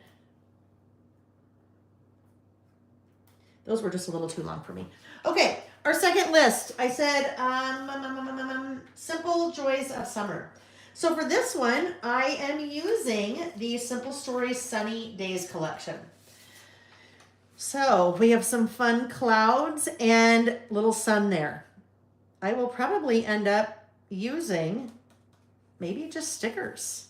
I would love to see in here if there is something that says summer.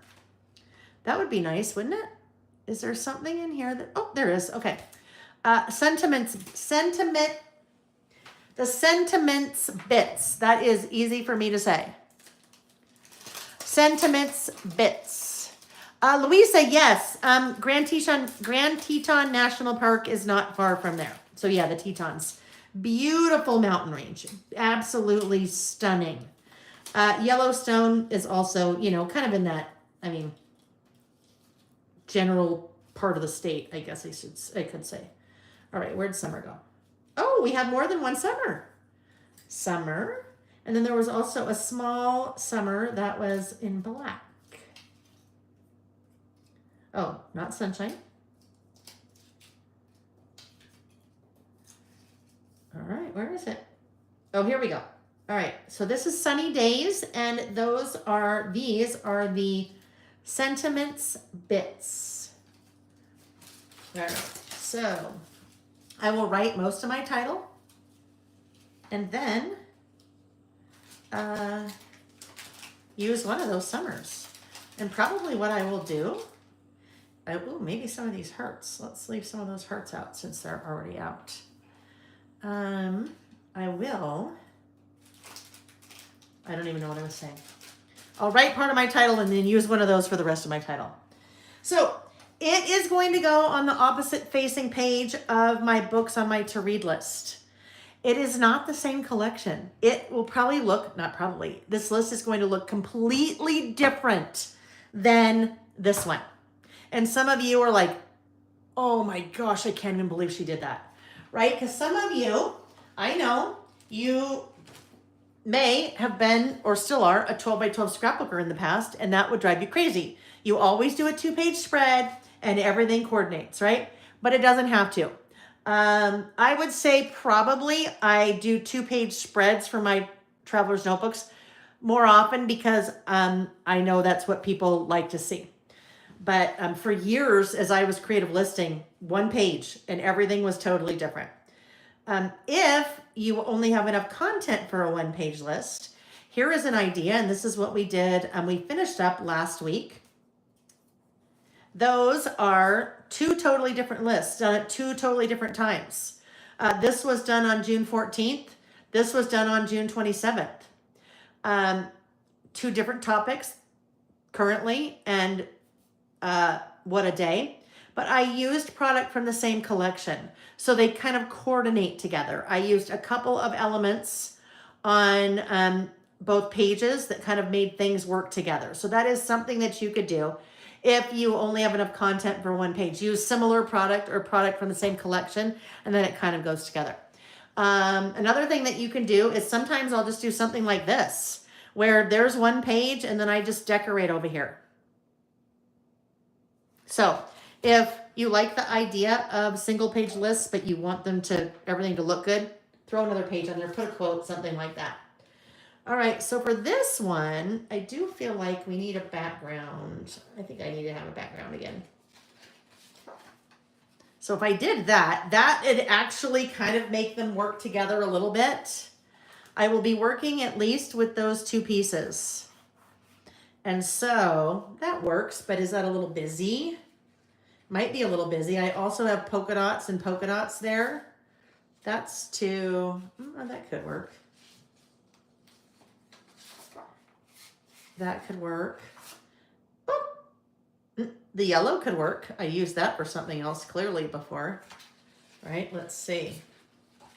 What else? Orange, not really orange. I'm just going through I had taken a bunch of these papers out of the paper pad last time we used this collection. So I know there is a sun here. I was going to say the green would be nice, but look for me, Christmas, Christmas, Christmas. So that doesn't work for me. It could work for you, but doesn't work for me. That's where we say you do you, right? You do you. That is too much. If I'm going to use those guys, that's too much. But the other side could work, right? I mean, that could be just a pretty neutral background. I think maybe we go with that. Oopsie, everything's coming out here. I think we'll go with that. I've used that collection once before. That is paper, paper, paper, and a die cut from that same Sunny Days collection. But you see those together.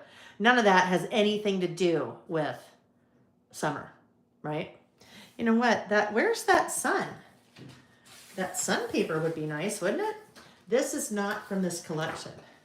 That is from one of Vicky's collections, and I remember now because I wanted yellow, but I didn't want to use the extra piece of sun paper because I knew I was going to do a list with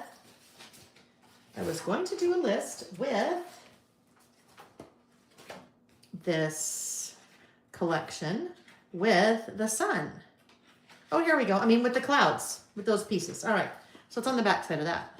Perfect. Okay. Here we go now. Again, I'm going to trim this to 4 3/4. That's from a 6x8. That will give me a nice white border all around. So let's go to 4 3/4. Karen said I often do this. I often use similar color tones, so it's not a horrible clash, right? Not horrible. I'll just show you something really quick. I'm going to squirrel big time here. Some of you guys have seen this, and I don't show any of these, but I talk about this a little bit in the how to get, or at least how I got started creative listing. These are lists that I started doing back in 2015, 10 years ago. 10 years ago is when I really started creative listing. But this is what I was talking about, when things don't go well together at all. I mean, look at those, don't coordinate. But they don't have to, right? That's a totally different look. And you can see a flip through, I think, of these here on my YouTube channel. But they don't have to coordinate. You get to decide if you want things to coordinate, if you don't want them to coordinate. Just lots of fun different things. Okay, that was a segue. There are lots of lists in there. Talk about a chunky. Talk about a good chunky. There's only a couple of good chunkies in life, my friends. A chunky traveler's notebook, a chunky ice cream, baby thighs, chunky. Yeah, beyond that, chunky. Okay, there we go. Yeah, we're opting to do that instead of this. Here's another way that I can kind of make it work together is if I grab another one of these. So that's another one of the 6x8 white grid papers. Let's see. That. So we've got that over here. If we put that over here, that kind of helps it a little bit, right? And that is just a way to kind of just spice up a little bit more visual interest than just a, than just white cardstock. Okay, so now we want this one to be, usually this ends up being about 4x7. I just eyeball it and then I cut it and I'm like, yep. So there we go. I like to have a little bit of that background showing, but not a ton. Now, you might be looking at this going, Lael, what was wrong with that yellow piece? Couldn't you just do your list on that yellow piece? And I would say, you could. I cannot. I don't know. It just, I like white. I like doing my lists on white, and you totally could do your list on that. But for me, I just need a little bit more. I just need white. All right. So now we have, we know those things are going in there somewhere. We need our title in there as well.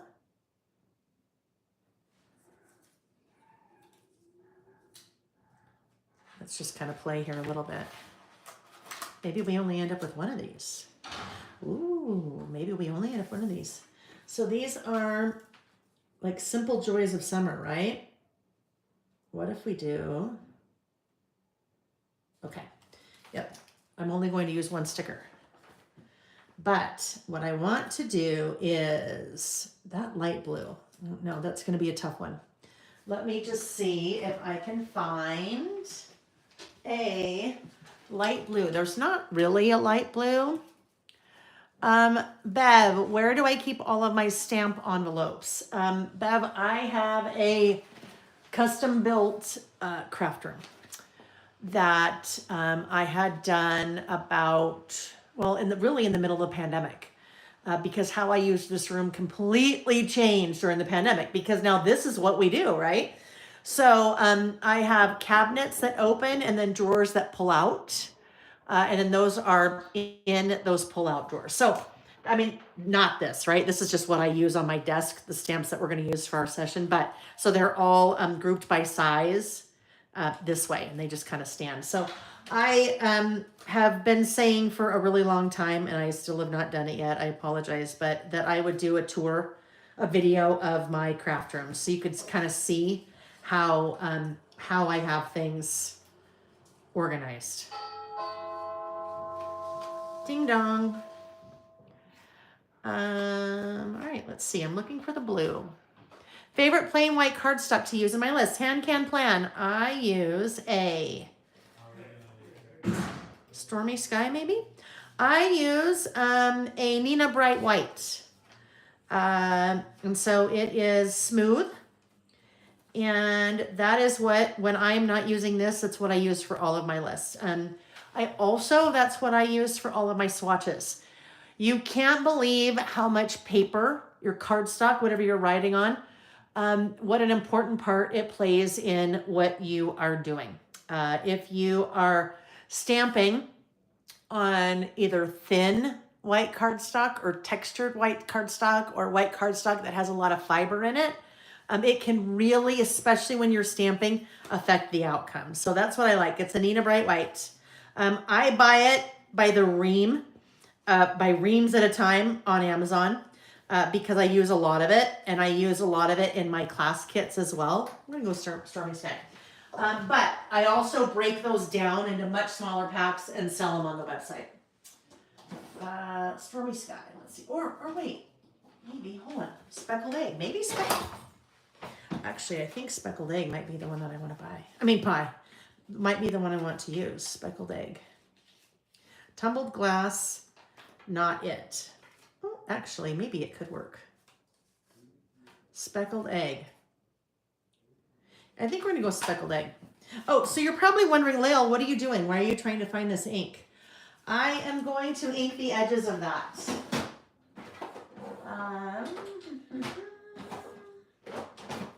So this is how I store my little foam blending tool, my foam blenders, I guess. That's a foam blending tool. These are your little foam blenders. I have all of the Distress Oxide inks. So I have a separate little blender for each of the colors. I think Speckled Egg is still on this side. Yeah, it is. So this is a storage solution that you'll find on my website. This is the ink blending foam storage solution. I think that's what it's called. It's a mouthful. But that storage solution, you have the box. You have 2 cards. In those cards, there are, I think, 10 different ink brands. So you order the ink brand with the storage solution. So I have Distress Oxide ink. So you have 2 of those that come with the box. Each of those sheets has 20 squares on it. So one box will hold up to 40 of your little foam guys. Also includes 40 of your little Velcro pieces so that your little foam heads will stick on there. Also includes 40 of your pre-punched circles. Now, they're not swatched for you. That's the work that you have to do, but you can put all of that together, and then I store all 80. Look at that. All 80 are stored in just 2 of those. Okay, so the reason I do this is that's pretty stark, right? The white on the yellow is a little bit stark. So I'm going to take that little foam blending tool, rub it in a circular motion on my ink pad, and then I am going to ink the edges. And that is just going to kind of soften that a little bit so it's not so harsh. And then actually kind of works well with that grid, that little kind of dot grid or graph paper. So that's about as mixed media as I get, friends. I always joke.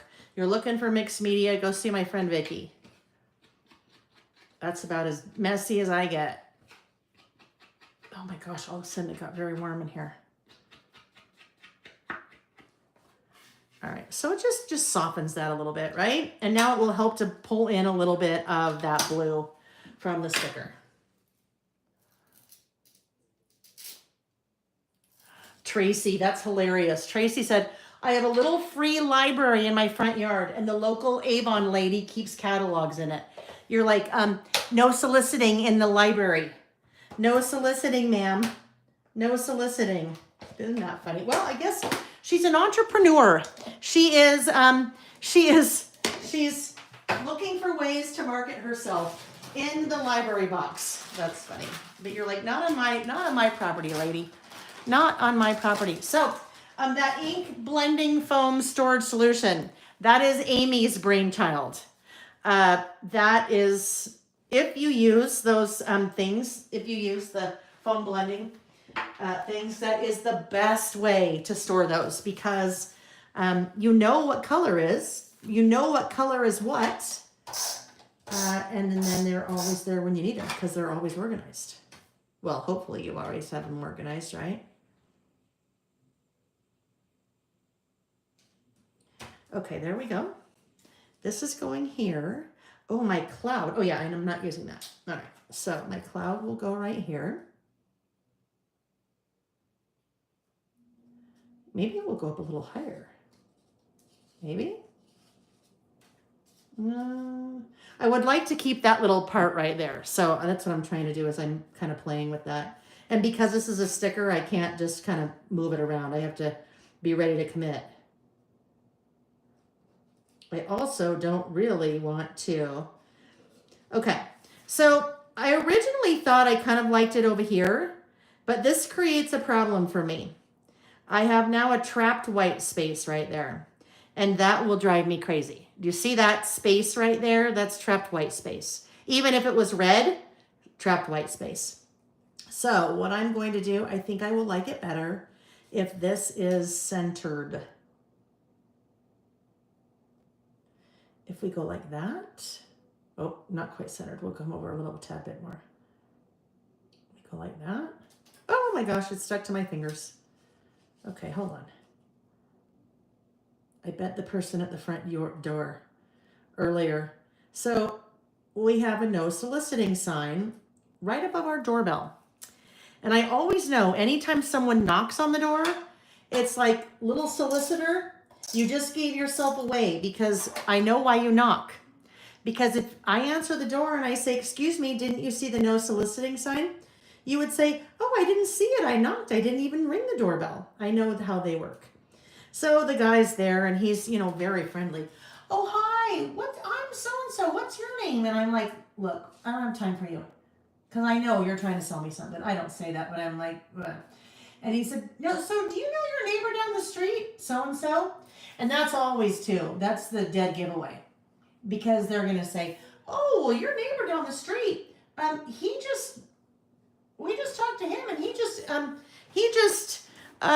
enlisted our services to spray for bugs. And then they think that, oh, well, that's my trusted neighbor. And so sure, I will do that. I don't know the neighbor. Anyhow, he's trying to sell me some, service to come spray for bugs. And I'm like, yeah, no, I don't do that. My husband does. And he goes, no. Well, getting on the roof is dangerous. And da-da-da. And I'm like, no. I don't mean he does that. I mean, he takes care of all that stuff. And he goes, oh, so you need to wait until he comes home to ask if it's okay. And I'm like, oh, no, you didn't. And I didn't say that, but I'm like, no, you didn't just say that to me.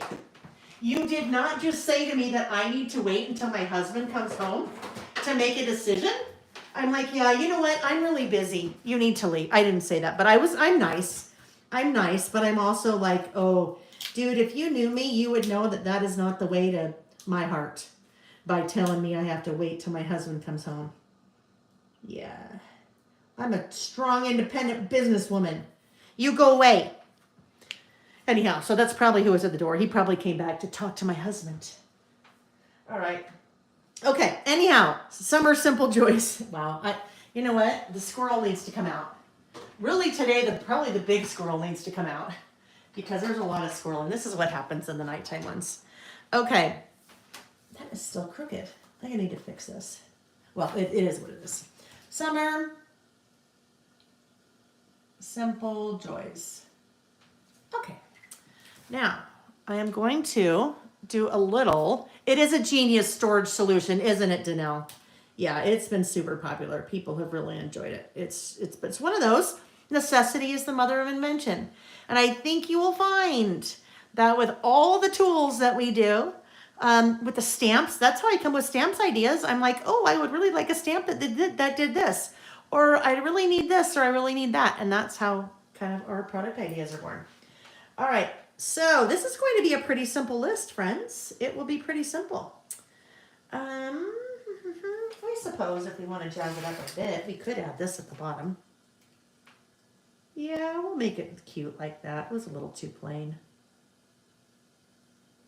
But I don't want it to go all the way to the bottom, and I would like to, let's do this. Where's the scissors?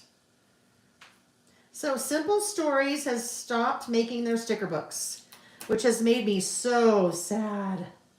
So very sad. So now we use ooh, I don't like that. I don't like how that part of that is half and part of that is half.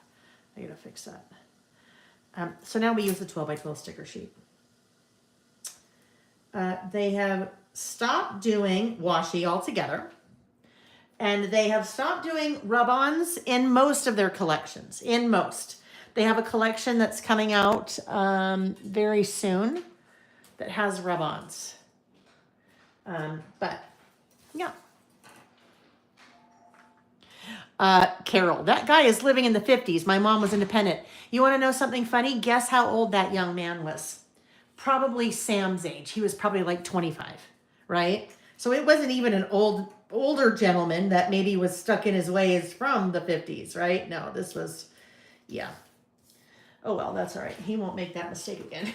He won't make that mistake with me. And if I was really nice, I would have said, young man, can I give you a piece of advice? And then he probably would have rolled his eyes and been like, oh my gosh. And he would have talked to his coworkers smart and been, oh my gosh, you won't believe the lady I talked to.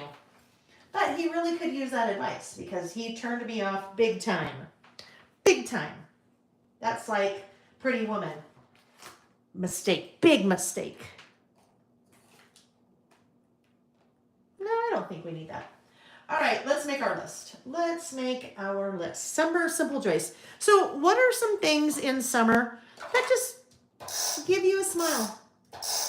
Just easy, simple things that add a little bright spot to your day. Summer simple joys. For me, a realtor once praised my ability to maneuver through an online house tour. Oh, yeah. Yeah, you're like, really? Wow. Yeah. I've told you guys, I started a software company in my past with two other guys. And we was in the insurance sector, which very much a good old boys network, insurance companies, men in suits, very, very, very patriarchal. Yeah. Well, I was a VP. I was a vice president. And a bunch of the insurance carriers come in, all the men in suits, and we're all sitting. I can't find a song with that album and artist name. Did you hear that? That was my, I don't know, one of my things listening. It thought I said something else. Anyhow, we all sat down.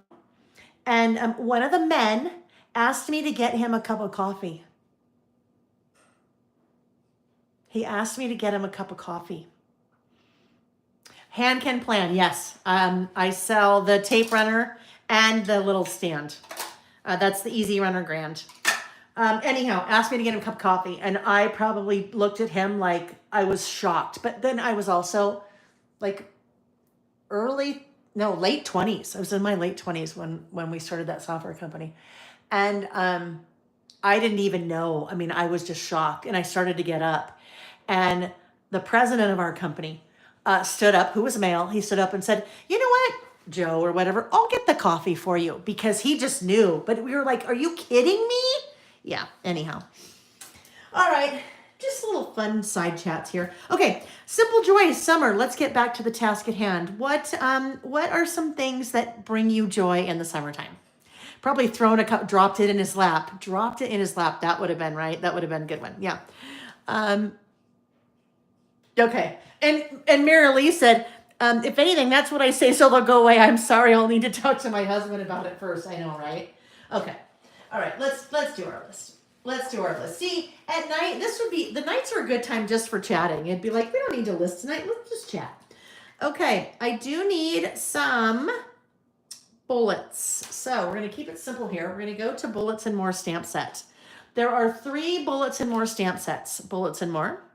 This is also one of the OG stamp sets, one of my very first stamp sets. Bullets and More, Bullets and More 2, and Bullets and More 3. So I'm going to keep it super simple. I'm going to play on these little polka dots down here. And in Bullets and More, I will grab, there is just a solid circle, like a solid, really, truly like a bullet, right? Like a little bullet when you're working in Microsoft Word. I'm putting that little tiny stamp on the end of my stamping stylus. When you have a really tiny stamp, remember, we want to right size our stamping block to our stamp. That is the stamping stylus, perfectly sized for your little tiny bullet stamps.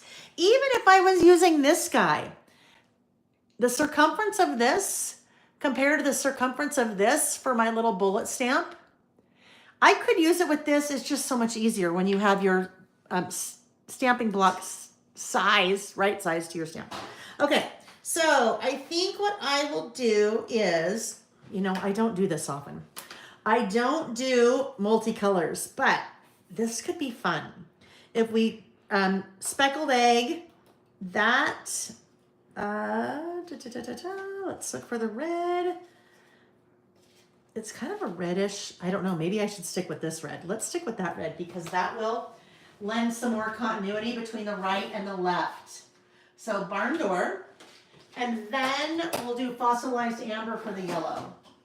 I just know that one.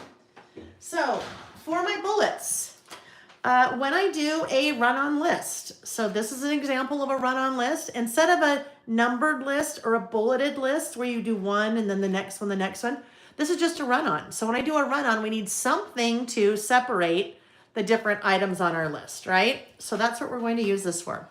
let's start out with, I'm gonna keep these in order. I think we'll go blue, yellow, red. All right, so we are also going to need to clean these off in between each one, but this will go quick. So test that. See how easy that is? All right, first simple joy of summer. Driving with the sun roof open and the music turned up loud. Simple joy, right? Makes me happy. Okay, so quickly I am going to move this over here. Clean this off. And I'm just going to, instead of dry it off, I'm just going to stamp it on that a bunch of times just to kind of speed that process up a little bit. There's fossilized amber is the next one. Evenings on the patio. Evenings on the back patio. That, we've done that the last couple nights in a row. Trying to do that instead of like sit in front of the TV, right? I mean, I usually work starting from about, I don't know, depending on 7 or 8 a.m. until 7 or 8 p.m. And so at the end of the night, I just need to decompress. And sometimes it's all too easy to fall on the couch and decompress in front of the TV. So I'm trying not to do that as much. Summertime, it's really easy because we can just go out in the back patio. Nick and I love to play gin. So we did that last night and played gin until it got too windy and the cards started blowing away. But love evenings on the back patio. Early morning walks while the weather is still pleasant, right? So this time of year, we hit about 100. It varies a little bit, but 100 in the day. We do not get humidity here. We are very dry. We're a high mountain desert. And so 100 is manageable. But if you're going for a walk and it's 98 degrees outside, it's kind of warm, right? It's kind of warm. So early morning walks. Then this is a followed by coffee on the back patio underneath the sun umbrella. Coffee is sometimes followed by breakfast, and then sometimes grab the computer and sit out there for a while, and it's just, I always say I live in the wrong state because I need to live in, I need to live in San Diego, because then it'd be much more like that year round than it is here in Utah where we get snow. Scrappy Miss said, sorry to be a negative. And you know what? Never negative. Unless you're, okay, here's the deal. Here's our deal, friends. This is what we're agreeing to. It's never negative unless you are insulting me or anyone else here. How about that? So no worries at all. She said, I was born in summer. It's my least favorite season of the year. I get hot easily and my eczema flares up. So guess what? We talk about sometimes, again, like we talked about here, maybe reading isn't your thing. So maybe you didn't do a books on your to read list. Maybe you love to listen to podcasts. And this is podcasts on my to listen list. This could be fall simple joys, winter simple joys, spring simple joys, right? It just may be a different season. Maybe a different season than my season. And Danelle said she lives in Texas, and Texas, yeah, hot and humid, right? So in a lot of cases, maybe simple joys don't come easy to you during that time. For sure. For sure. Yeah. And Karen said, that's not negative. That is you, and you are unique, not negative. Perfect. 100%. I agree with that. 100%. Mimi, all the good fruits. Yes. All the good fruits. Corn on the cob, fresh corn on the cob. That to me is Yummy. Fresh corn on the cob. A nice summer simple joy. Here's the thing. So you may not like summer, but you may be able to pull some things in summer out for your list. If you like corn on the cob, fresh corn on the cob, there you go, summer simple joy.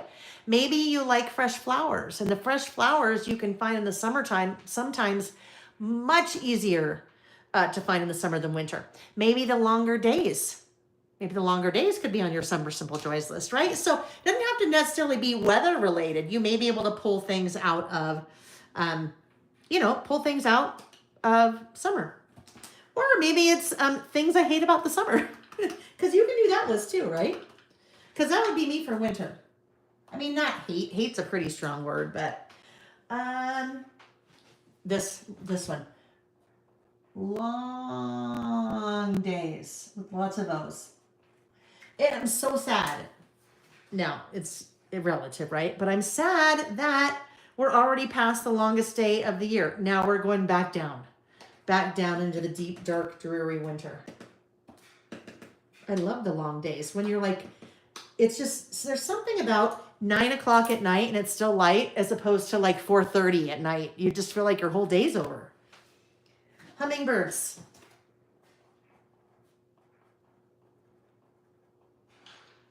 The hummingbirds. I'm saying it's Howard. I'm certain we only have one. I'm certain it's the same one and he comes back here every year and I've named him Howard. Every once in a while he brings a friend. I think it's his lady friend and I call her Henrietta. Howard and Henrietta. But Howard is always here. And sometimes if Howard's, hummingbird feeder is running low, he'll come and he'll fly, but not, but he's just there, barely moving in front of our sliding glass door staring at me like, hey, lady, I'm low on food. That's Howard. All right. What else do I have on my list here? Flip-flops. Flip-flops. Even though I wear them year-round.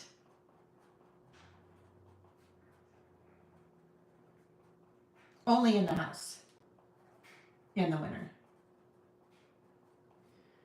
I love flip-flops. My feet get so hot, I can't wear socks.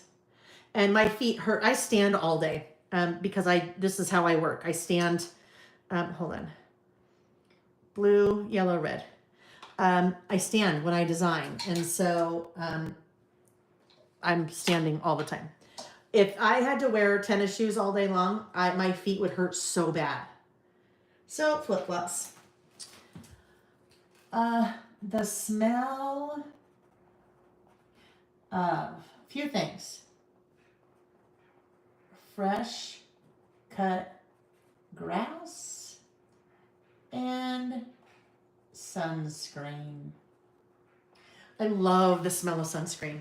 Love it. Well, probably the sunscreen that's not really healthy for you, like copper tone tan.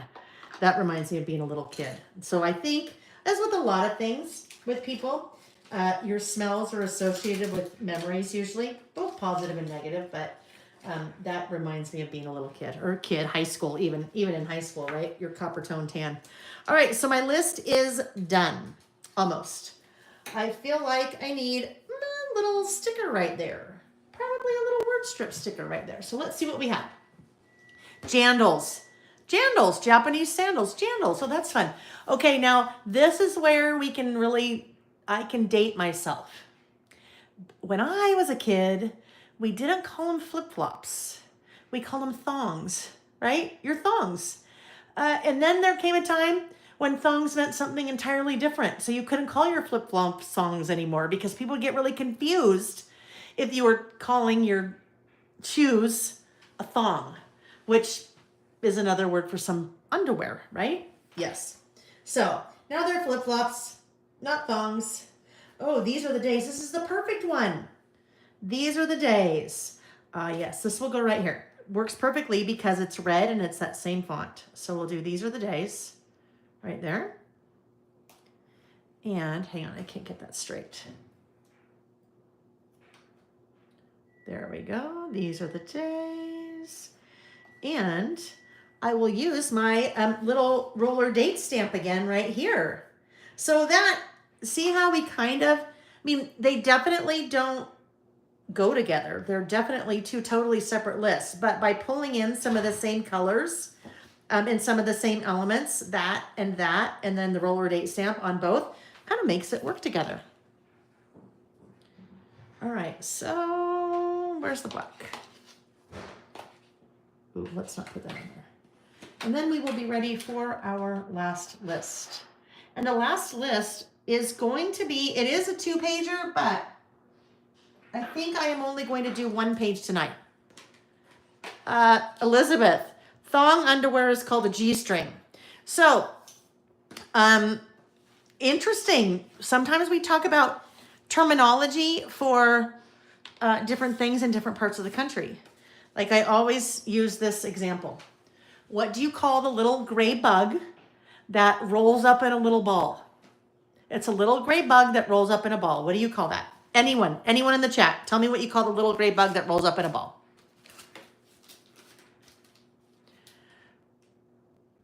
Pill bugs, Heather said. All right, I'm going to put things away. Roly-poly, pill bug, sow bug, roly-poly, roly-poly, roly-poly. Pill bug. Lots of roly-polies, some pill bugs. So a butcher ball. Elizabeth. Okay, Elizabeth, tell me, where are you from? Potato bug. So I generally hear when I ask this question 3 things: roly-poly, potato bug, or a pill bug. If we all sat down and said a butchie boy, potato bug, roly-poles. Oh my gosh. Okay. So, if we sat down and said, okay, now tell me, where are you from? Elise said the correct name is pill bug. Elise, in your opinion, the correct name, in my opinion, is a roly-poly. Down under. Okay, Elizabeth, I wondered. So, Elizabeth, you're the one who said the G-string, right? Yes. Okay. Different parts of the country and different parts of the world, we call things different things. So, depending on where you're from, you may call it roly-poly, or you may call it a pill bug or a potato bug. Different parts of the country call things different names.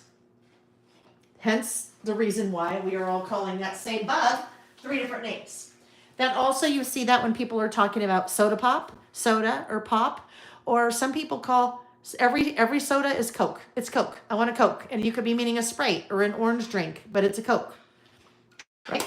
Just different terms for different things in different parts of the country and world. Even country though, US, it definitely varies in the US. Oh, Elise, you rain on my parade. Elise is one of our amazing teachers here. We have a number of you guys that are teachers, which I have so much respect for all of you. And Elise said, there are pill bugs and sow bugs. It is my kindergarten science unit. Guess what, Elise? I'm still going to call them roly-polies. I'm still calling them roly-poly. And I'm totally kidding. You didn't rain on my parade. You didn't. It's okay. All right, our last list. Our last list is going to be a 2-pager. Oh, Ms. L said, if you've ever seen a real potato bug, Jerusalem cricket, you wouldn't call a roly-poly pill bug that again. Ooh, I don't like that. Elizabeth said soft drinks for soda.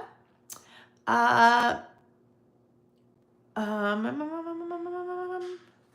thank you, Heather. Adorable pages. All right, so here we go. One last spread. This is interesting. There is, and I didn't plan it this way. The only one I planned and knew exactly what I was going to use was this paper, this cherry paper. Look at all the red we have today. I don't use red a lot, so that's kind of interesting how this is played out. Elise, you call them roly-polies too, but what they're called. Okay. All right, this cherry paper. So the cherries and these things that I had pulled out are from the Love is Kind collection from, I got to get these out of here, from Pretty Little Studio. This collection is so fun. It has a couple of different directions to it, themes to it, if you will. When I did the unboxing, Melissa from Pretty Little Studio, Melissa that owns Pretty Little Studio, joined us. And she was telling us a little behind the scenes, which is always so fun, about this collection. This collection was originally intended, Love is Kind, to be a love kind of February Valentine-ish theme. And then she kept adding to it and it was taking longer to design, then she kind of missed the window for Valentine's. So she turned it into a kind of friendship themed. As soon as I saw this cherry paper, I love this cherry paper is so freaking cute. I can't even stand it. And then these little cherries. So that's what I'm going to use for this spread. I am only going to do the left page together, and I will tell you what I'm going to do on the right page so you can envision it with me. So because it's a 2-page spread, I do need 2 pieces of paper. So let me pull out this big container full of products from Love is Kind. So Love is Kind has been in and out of stock several times. It has been very popular. I just placed a reorder mid last week, I guess. And it is shipping to me tomorrow. So as soon as I get the shipping notification from Melissa, I will put the products back in stock on the website. So as soon as I know, I know they're coming, but then as soon as I know they're on the way, I will do that. One of the main things that is out is the main thing. It's the main, I think it's called main paper pack. That is what this has come from. Because I keep using that. Here are the rest of the papers from that main paper pack. Oh, here we go. You can see that. So we used that paper on Saturday from the main paper pack. That heart was also from the main paper pack. So let's see if there's something in here that would be cute with the cherries. Or I could go to, oh wait, hold on. What if I went, maybe that one. So main paper pack, now I'm gonna look at this one too. This one is the mixed paper pack. So let's look at the back there and see. Yeah, I think I'm going to go with these scallops. So scallops are really fun. And I had already pulled out these little hearts. Maybe work together? Okay. Or we'll keep this guy out too, just in case. All right, let me get these things out of the way. So this last list, the topic of this list is what again? Things I've learned to love. Things I've learned to love. So I wrote a few things down about this. These may be things that didn't come naturally to you. Maybe you love to run, but it didn't come naturally to you. You really had to learn how to run. Now you love it, but it didn't come naturally to you. Maybe, gosh, Nick. Maybe there are things that maybe weren't instantly appealing, but you've grown to appreciate them over time, or maybe you've really grown to enjoy them over time. So that's how I'm taking this list. Things I've learned to love, right? I would say this. Maybe if you were in an arranged marriage, okay? Maybe you were in an arranged marriage and your family and your husband's family, you've never even met before. You know how you see those things on 90 Day Fiance, whatever they are on cable. Maybe it's an arranged marriage. You had to learn to love your spouse. I'm just kidding there, right? Just trying to give it a fun example. Oh, Amy, thank you. Thanks for, Amy just popped a couple of things in the chat.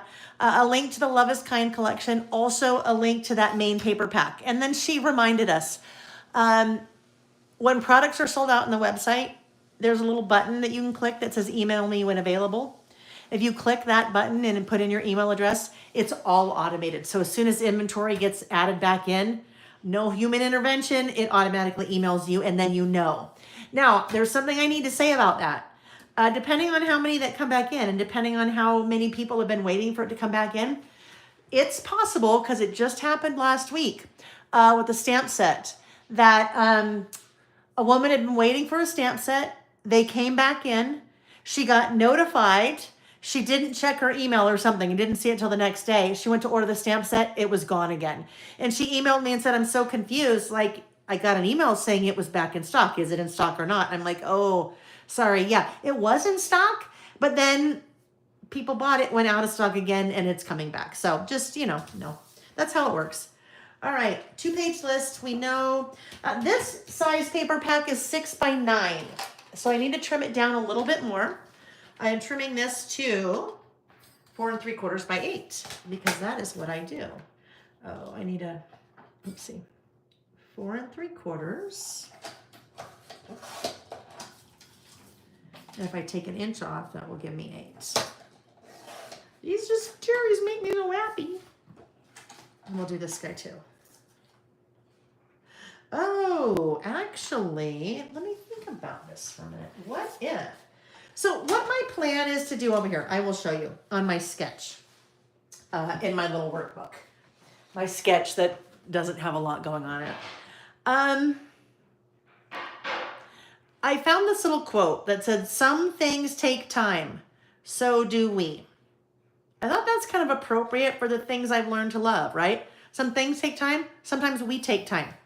So I thought it might be fun to stamp that. Now, that's why I'm not going to do it while we're together because that'll take a while and it's kind of like watching paint dry, right? But I will do that on my own, and next time we're together, I will show you kind of how that turned out. So when I was saying this would be a 2-page list, I was thinking that over here I'd have another, then I'd have white cardstock. But what I could do is this. This is my left page. I could have this just be right here and then do my little quote right here. Some things take time, so do we. I think that's what I'm going to do. Some things take time, so do we. So if you were doing this, even if you're not doing this list, what would be on your list? What would be some things that take time? Or I could do it over here. Actually, I think I'll do that. We'll do that. What would be something on your list? Some things take time, so do we. Oh, Nick's in there with the garbage disposal. Yeah. One of the things that we talked about quite a bit during the pandemic was a lot of these list topics are great conversation starters, right? So maybe you're at a party, or maybe you're in line at the pickup for school, or your kids or grandkids or something like that, and you're talking to people, or maybe you're together with your girlfriends or something like that. And a topic like this is a great conversation starter. What is something you had to learn to love? I mean, when you think about it, that's what these are for all of us. They're conversation starters. That's how I start talking about the things I talk, and then you guys start piping up in the chat, right? So they're just fun conversation starters. Where this really came into play, at least in our house during the pandemic, was that you're kind of stuck with a bunch of people that you are with a lot, and you're not really getting a chance to get away with them. And so there's only so many dinner conversations you can have before, you start staring at each other. So during the pandemic, our younger son Sam, came home from college, and it was Nick, Sam, and I were just all here together, right? And so a lot of times, because they knew, this was my life, because that's all there was, right? Our Saturday listing sessions, I'd prep for them. I'd talk to Nick about, he'd be like, what are your list topics? And then sometimes at dinner with Sam, we'd be like, oh, one of my list topics is this. And then we would have a conversation, as a family about, oh, well, Sam, what is something you had to learn to love? And Nick, what is something you had learned to love? So sometimes you can take the topics like this and work them into your real life. Not that this isn't real life, but you know what I mean. All right, I think on this guy, I will use just a piece of white cardstock, plain Jane white cardstock.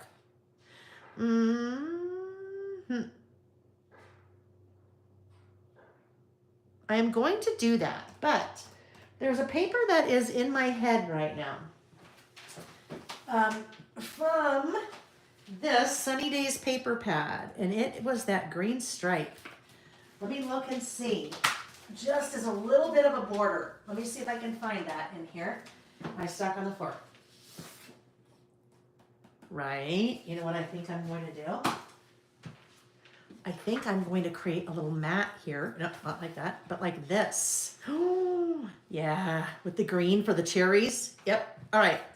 So this was 4 3/4 by 8. This guy, let's just eyeball where we want this to be because we need to make sure to see the cherries. The cherries are the star here, right? The cherries are the star of the show. What I really wish, I wish this stripe was horizontal. I like a horizontal stripe much better than a vertical stripe. The reason being is when you have a horizontal stripe and you use it like here, you get that nice, all those little strips of the stripe right there. When you do this, you only see little long strips. But it is what it is. Can't change it. All right, so let's see what we are cutting this to. My eyeballing is 4.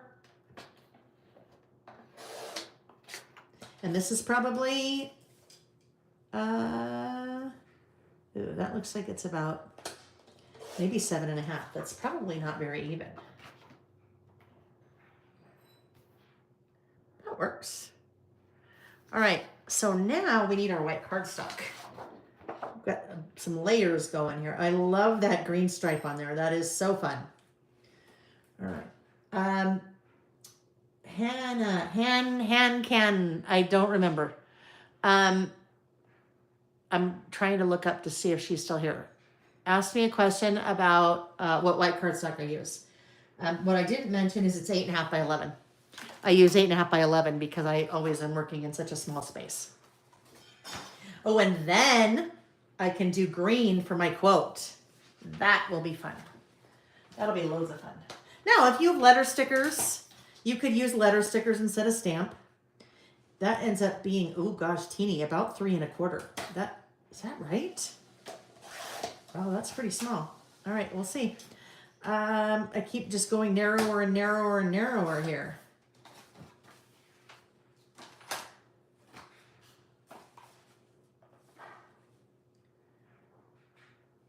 All right, there we go. It's fine. I probably made that a little bit. No, it's not. I don't like that. It's just, there's too much. I need just a little bit of it. We just want to see a little tiny bit of it. I could see too much there. So we'll just do that again. I know me. All right.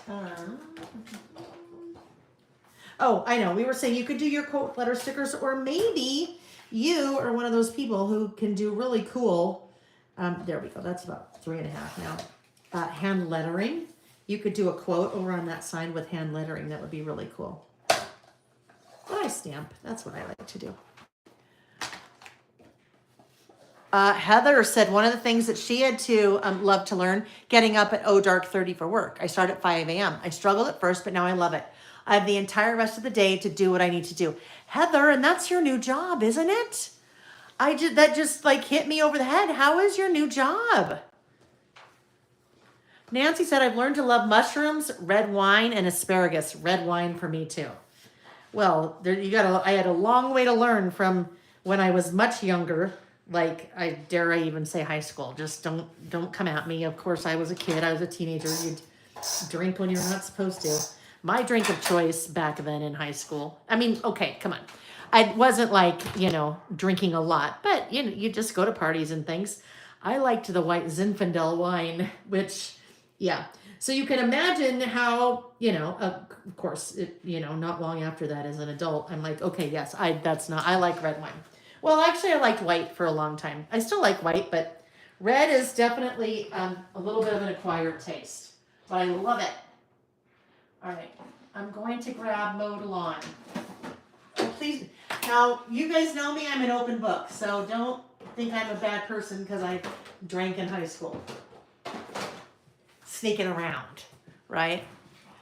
Your new job, I love that. It's going well, still trying to learn everything I need, but I'll get there. Yeah, that's just awesome.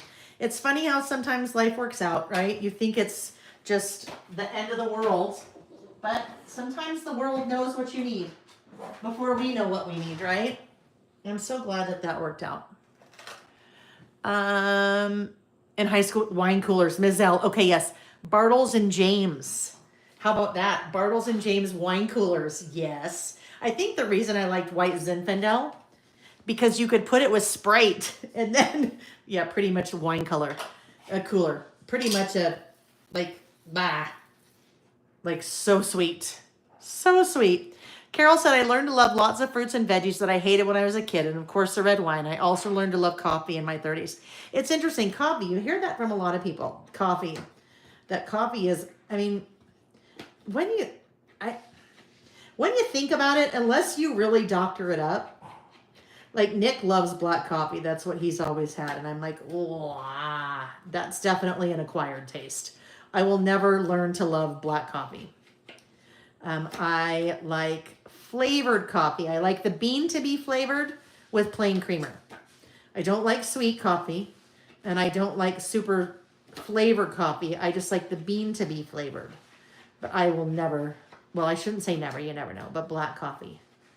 Now I will tell you, my coffee is more tan, definitely, than black, because I like the cream. Well, not creamer, but not cream, but coffee creamer, right? Elise, you had twin kittens named Bartles and James. That's so fun. That's funny. Bartles and James. Remember, they were the old guys that would sit on their front porch. Bartles and James wine coolers. Drink of the high schooler in the 80s. Right? That's a hilarious. Yep. Sarah said they used to joke with her mom that a spoon would stand up in mom's coffee. Oh, that's fun.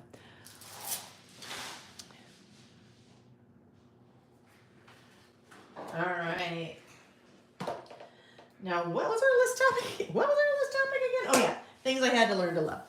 All right. So where is... I'm going to do this. Have to do my black outlining. That is the thing. In fact, I realized in the middle of our first list that I didn't do that, and then I forgot.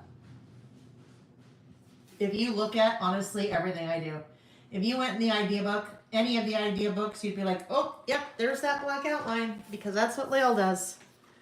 Oh, it's going to be so fun.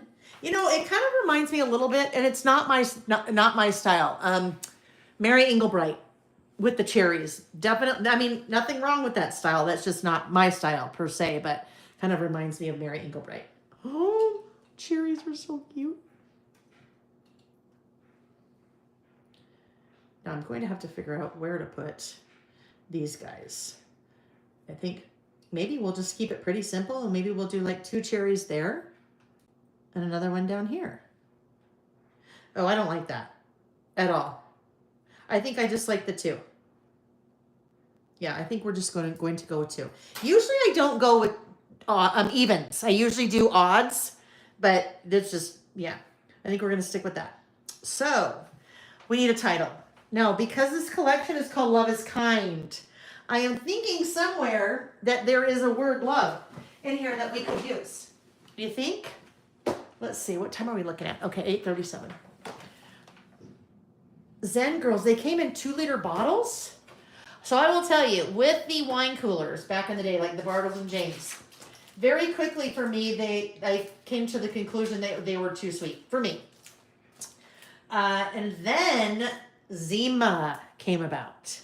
Remember Zimas? Oh, don't get me started on Zimas. I loved Zima. But I think Zima was probably when, I don't know, then I was probably in college when Zimas came around, maybe. Because then I was more mature and had Zima instead of a wine cooler or Bartles and James. All right, so I saw something here that I think might work. Slow gin. So Diane, I know that term. What is a slow gin fizz? What is a slow gin? See, this is how you guys know a bunch of us are kind of in that same decade that you say Zima and we're all like, oh my gosh, I remember Zimas. Bartles and James. I will tell you, okay, now I'm just, okay, again, please don't judge me.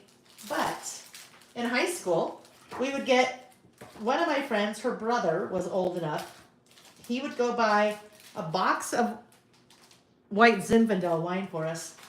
And then we'd go to 7-Eleven and get a big gulp of Sprite and put the white Zinfandel in the Sprite. Now, we didn't drive. We'd go back to her house. And yeah, but talk about sweet. Okay, so we've got a couple of options here. Oh, okay. Here are my options. 2 different sticker sheets. These are clear stickers because I've taken them out of the package. Oh, let's see. This one is Cheers to Us. And I pulled it because it says Circle of Love. But guess what? I can cut out the circle of, so I just have love if I want to do that. Or I also have this, Love is Kind. And again, with Love is Kind, I would just cut away is kind. So let's see. Because love is my main part, and then I'll say it's the things I, what did I call it? Things I've learned to love. Oh, that's it, for sure. For sure. Okay, so let's just get our little skizzers out here. And I'm going to cut away the is kind.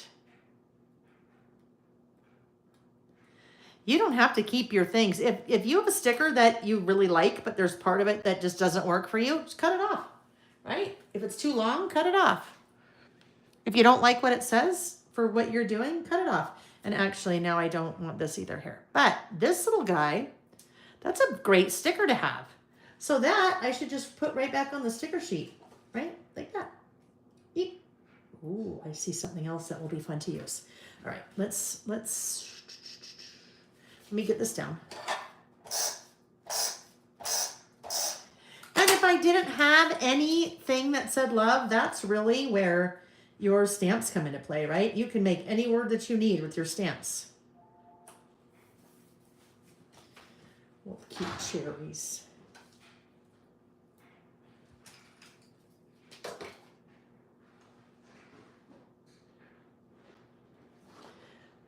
All right, so it is, I know it's getting late. For some of you, it's East Coast time, or if you're Nova Scotia time, it's even 1 hour later. 10:41 East Coast, right? So some of you guys are like, what is it, like flies? Dropping like flies. Yeah, dropping like flies. My mind is dropping like flies. Dropping like flies.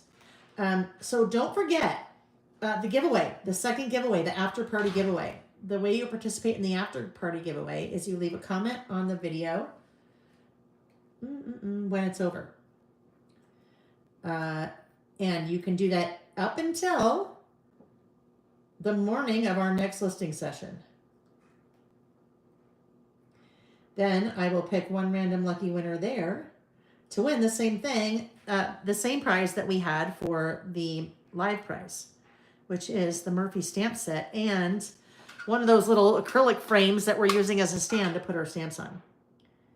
All right, so I need to leave a little bit of room above, right? Because I need to write above it. And those clear stickers are awesome, except I have some inky fingerprints. So you can see a little, actually you really can't. You can see a little bit of my fingerprint. If I committed a crime, that is how you find me, okay? Go deconstruct my traveler's notebooks and get the fingerprints off of there, okay? Okay, so this title, golly, this is when I start to get punchy. Loopy, punchy, whatever you want to say. Things I've learned to love.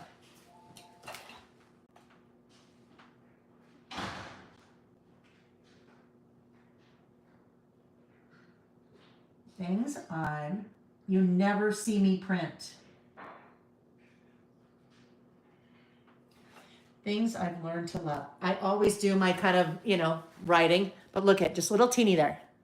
Little teeny tiny things I've learned to love. Now, we'll start our list here in a minute, but I saw a sticker here that would be so fun. Look at this one, that little clear sticker with the arrow with the heart in it. That just works perfectly. So let's grab this little guy and we'll use that as kind of our little separator here before we start our list. We'll see, and we'll go for another 15 minutes, all right? So I will end at 9 my time. And then I'll just finish it before we're together again. Things I've learned to love. Okay, so now what I'm going to do, we will do a run-on. We'll just do a run-on again. Instead of like a list like this where you do bullet thing, bullet thing, bullet thing, I'm just going to do a run-on. So I'm going back to Bullets and More, the original Bullets and More, and I'm going to use a little heart. Now, when we use the circle bullet stamp before, we didn't talk about this, but now we're going to talk about this because a heart has a direction to it. A circle does not. On your stamping stylus, there is a little sticker. That little sticker isn't there for branding. That little sticker is there as a point of reference. Because when you are stamping, you can't see that stamp down there. You have no idea if your stamp that has a direction to it, like our heart, is lined up properly in the each time so that it actually looks like a heart and not an upside down heart or a backwards heart or a green. Maybe we might do green. I'll show you what I mean by that. So if I am not paying attention to where my heart is, and it's hard to pay attention because I can't see it on the end of there, right? If I'm not paying attention, sometimes it's straight, sometimes it's skiwampus, sometimes it's a broken heart because it's upside down. And as I stamp and then put this down and pick up my pen and write, it is a very good chance that that is going to end up looking like that, right? I'm going to have some upside down hearts or sideways hearts. But if I am paying attention when I place the heart on the stamping stylus, where it is in relation to the squirrel, I can see the squirrel every time. So if I'm paying attention to where the squirrel is, then every time my heart, my stamp, will be in the same general direction, right? So we're going to use green hearts. Like that. All right. Things I've learned to love. And this is probably ish. Some of these should probably say ... ish, like love ish. Can't really say I've learned to love them. Maybe learn to like him. Protein.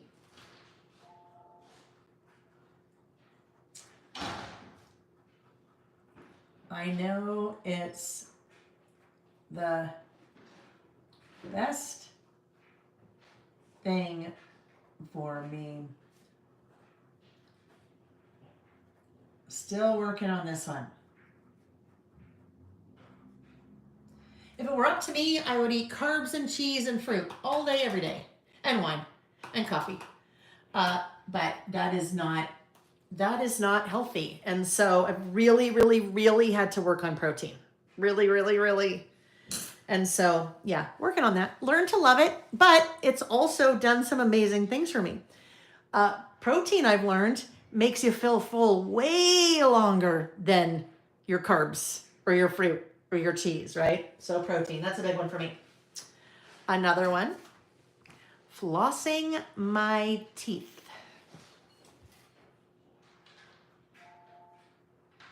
Flossing my teeth.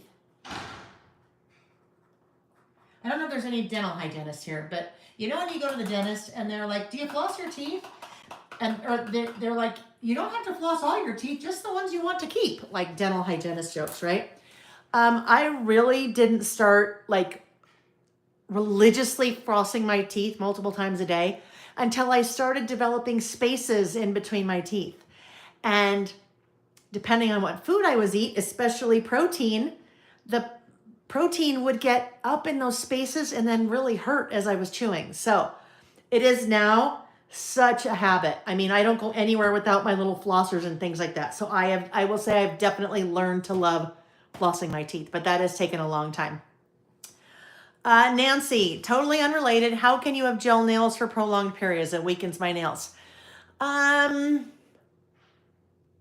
don't know, Nancy. I just always have. I mean, I shouldn't say I always have, but when I started doing a lot of filming like this, it just, I just have gel nails or gel on my nails, not gel nails. So I really don't ever take it off. I mean, my lady, when she does my nails, not drills it down, but files it down or whatever she does. And so it never really all the way comes off. At some point, then she just kind of adds more to it. Yeah.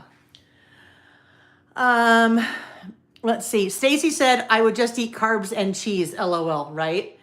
Zen Girl says, ha, I'm lame. I can't think of anything for this list.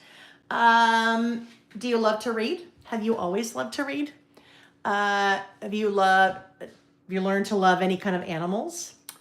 Learn to travel? Learn to be patient? You've learned loving patience. You've that's a hard one for me to put together. Let me tell you some more things on my list, and then they may spark some things.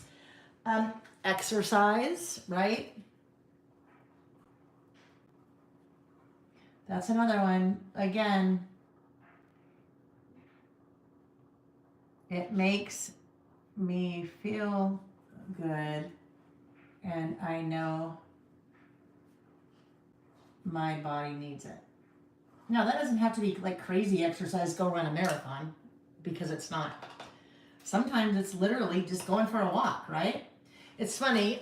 Yesterday morning, Nick and I got up early before he left for work, and we went on a very fast-paced walk because we didn't have a lot of time. And last night when we sat to dinner, he said, "It's so weird. I have had so much energy today." And I'm like, "Oh my gosh, me too."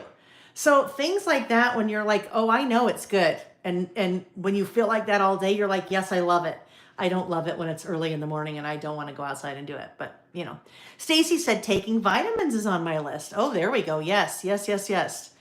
Sarah said flossing. Yes, I just recently just picked that up at night. I brush, water, pick, and floss. Stacy, drinking enough water. Yes, that wasn't on my list, but that's totally, I'm adding that. And it's drinking a lot of water. Some people, right, that you should have at least 100 ounces of water a day. And that the majority of the population walks around dehydrated. You talk to doctors, and doctors say that they can tell when they go into surgery, they can tell as soon as they cut into somebody that they're dehydrated. And I don't mean like dehydrated in the hospital dehydrated, but their organs and their skin and their muscle, all of that, they can tell. So it depends on if that's something you prescribe to or not. But I drink about 100 ounces of water a day. I have not had soda since before the beginning of the year. So basically I drink coffee and water. Well, and wine, but not during the day. If I'm on vacation, sometimes wine during the day, but during the day is coffee and wine. I mean, water. Gosh, you guys are like, yeah, right, whatever. So Nancy, there we go. Aunt Nancy said, so my nail tech files them down, buffs them down. And some soak in acetone. And so that may be the difference. Yeah, that's a good point. That totally may be the difference. Yeah, learning to like water has been a big thing for me. Waking up early. Waking up early. Now, not early like this morning at 4 a.m. because Reggie woke me up and then I could never go back to sleep again. That kind of waking up early I do not love. But I am an early riser. But I haven't always been an early riser. Now I think, and maybe it's a getting older thing, that's when I wake up. I wake up early. Not at 4 by choice. Usually around 6 or 6:30. But I have, yes, definitely learned to love waking up early. And yes, Amy, that was totally a Freudian slip when I said coffee and wine. Yes, coffee and water during the day. Not wine every day, because that's not good for you either. Well, not good for me. Nothing wrong with it, but weight-wise, that's not good for me. All right, what's next? Oh, speaking of red wine. And it is my go-to. Well, really, my go-to is Meiomi Pinot Noir. Oh, I love it. Yes, that's tasty. That's my go-to. Like red wine, but I didn't always love red wine. I mean, I love red wine. I didn't always love it. Things I've learned to love. Okay, I wrote down on my list different personalities. So that's what I'm just going to write. Different personalities.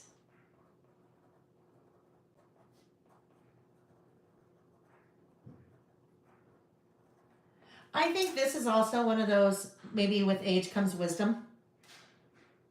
When you're younger, you are drawn more to people like you. But I've definitely different people, people with different personalities, but it's something I really had to work with. But that's also probably part of my business is that I talk to a lot of people and teach in person, and that I have to be able to relate and converse with people with very different personalities. So that's a working on still, and it's been a work on. Another one. And love may be a strong word here. I don't know if I love this. Nick would tell you he'd laugh if he was in here. He can probably hear me in the other room. Letting go. So this was funny. I don't know. There's this young boy who's maybe like 11 in our neighborhood who has this little motorcycle. And he doesn't ride with a helmet, and he rides on the sidewalk. And so Nick and I were out walking the other night, and he came around the corner and literally almost ran into me on the sidewalk with his little motorcycle. And I was like, ugh. So last night we're walking, and he comes up behind us on this little motorcycle. And I said, hey, bud, you know what? You really shouldn't ride your motorcycle on the sidewalk. And he says, why?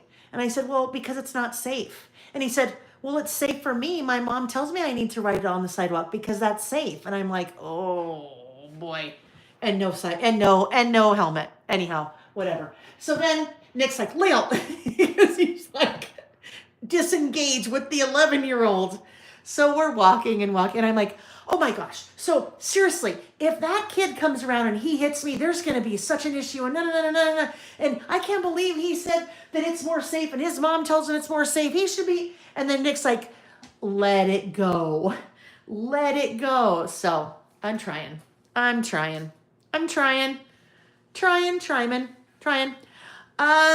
Elizabeth, yes, the Love is Kind, the main paper pack. Melissa's shipping my reorder, my second or third reorder tomorrow. So I am going to put them back up on the website tonight before we head out of town tomorrow. And it will just say that they'll be shipping in a week. That if you order that, you'll be shipping in a week. But she only had 6 to send me. So those 6 will probably go very quickly again. So just watch for them. And I can still get more, but that's all she had in stock. Carol, look at us. We're like kindred spirits. Carol loves Pinot Noir too. It's her fave. Yes, dear. What? On the third list yet? We are. Yeah, we're almost done. We are almost done. Okay. Awesome. Yeah, I know. I'm awesome, huh? Okay. Here's another one. And this kind of goes hand in hand. As Mel Robbins says, let them. That I love. That has been like so mind altering for me. That let them. And if you don't know Mel Robbins, she is a famous author, now turned kind of motivational speaker, self-help guru. But she wrote a book last year called Let Them that is like taken the world by storm.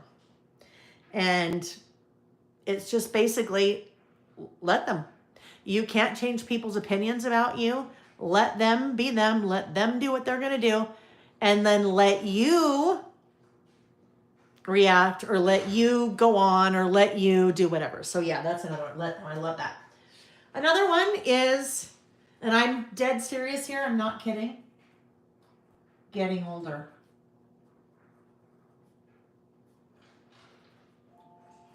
I'm the happiest and in the best place I've ever been. I really believe that with age comes wisdom. And with age, you stop caring about a lot of things that you cared about when you were younger. And I think, at least for me, maybe you have more tolerance for people and appreciate things differently when you were younger. I don't know. That's how I feel. So, things I've learned to love. I was thinking about this, but now I'm not. That is just not. It's too much color.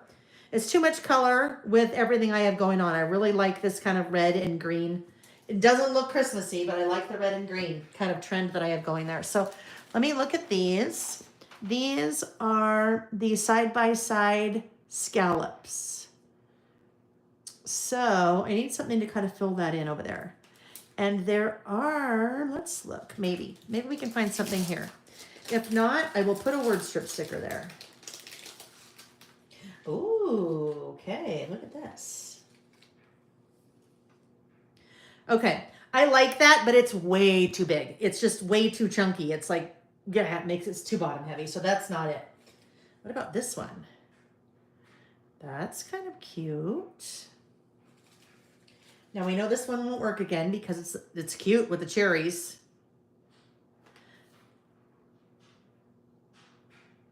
All right, what would happen if I did this? What would happen if I took a little piece of white cardstock? Let's just pretend. If I trimmed this so it wasn't so tall. I'm gonna try it, we'll see. I like that, but it has a little bit too much white in it. Let me look and see if we have any other.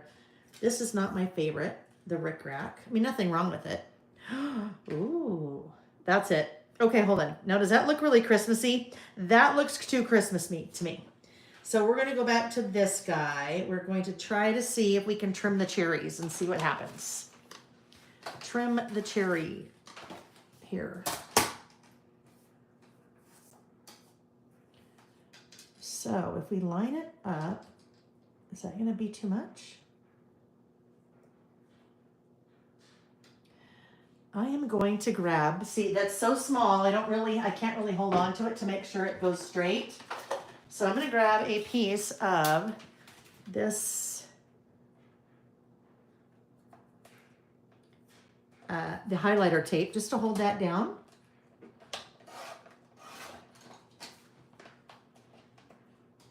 Ooh, that makes a cute little strip too, right there. All right, moment of truth. We'll see if this is going to work.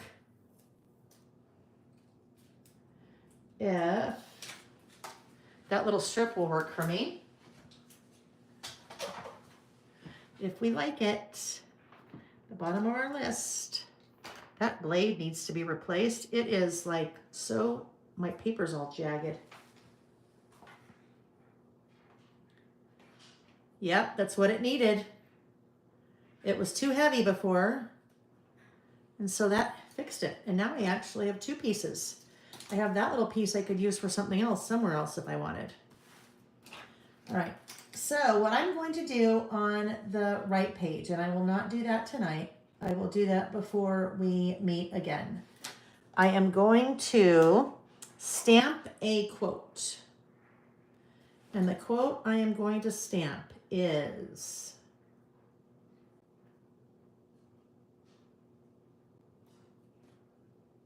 hold on, I'm thinking. I'm going to get that straight.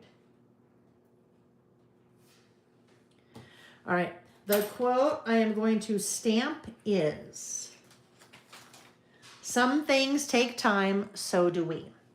So I have all this room to do that. So I think what I will end up doing is stamping with the Reggie Alpha.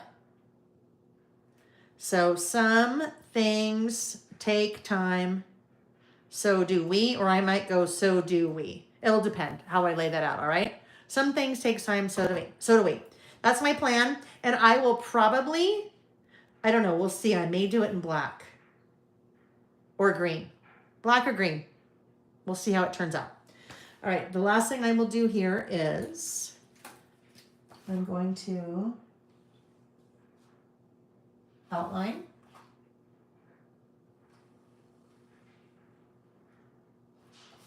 This could be fun if you have littles in your life, right?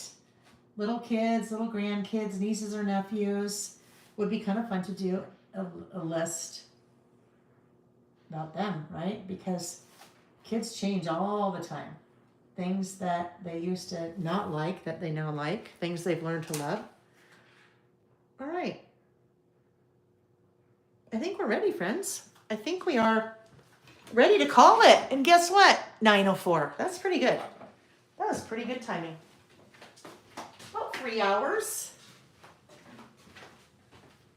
And those were, I mean, definitely, we did 2 single page lists, which definitely take less time than double. Really, 3 single page lists is what we did. So usually on a Saturday, we are into it way longer, right? Because I like to do 3 lists. They just take us a little bit longer. Carol, word strip sticker. Yes, I think we still need something down here. We'll end up with something. I don't know what it is, but we'll end up with something. Ooh, we did our little rotation there. Heather loved Let Them Theory. Yeah, it's good, isn't it? It's a good one. Okay, my friends, so thank you. That's fun, right? There's just something really different, at least for me. I don't know.